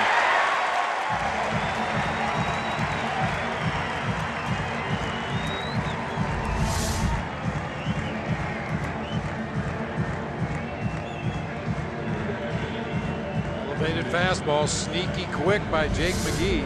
I mean, the radar gun readings are consistently mid-90s, but I guarantee you the hitters will say it looks faster than that. Too fast for Segura that time. Here's Wellington Castillo to hit in the pitcher's spot. 317 and 7 homers. He is 5 for 10 in the series, including a pair of doubles. He has had a very hot road trip. Ball 1. Wellington has hit safely in all 6 games he's played on this trip, all starts. 11 hits and 7 RBIs in those 6 games on the trip.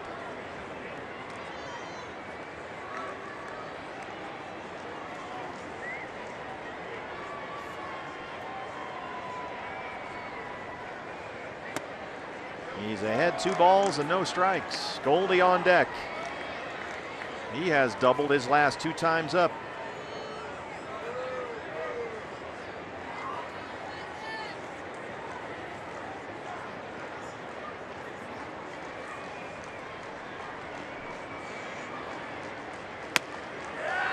That's a strike, 2-1.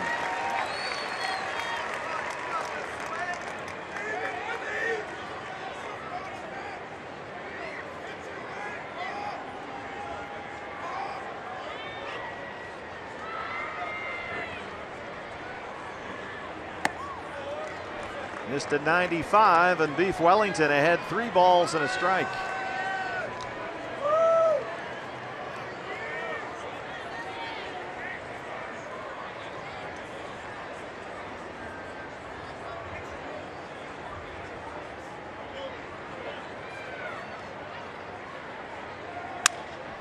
Broken bat. It backs up Parra. He just missed it. He just missed it. You're going to hear the bat shatter up here. A good approach, got a good pitch to hit right there, something he was looking for. Put a good swing on it, just got down near that trademark enough to take some of the sting out of it, and it died on that warning track. So it's up to Goldie, an RBI double in the 6th. He doubled and scored his last time up in the 8th, 2 for 4.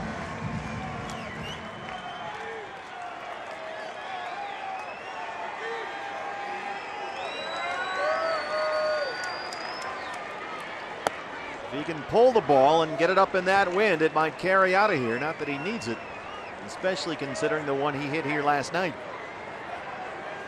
But it is blowing out to left.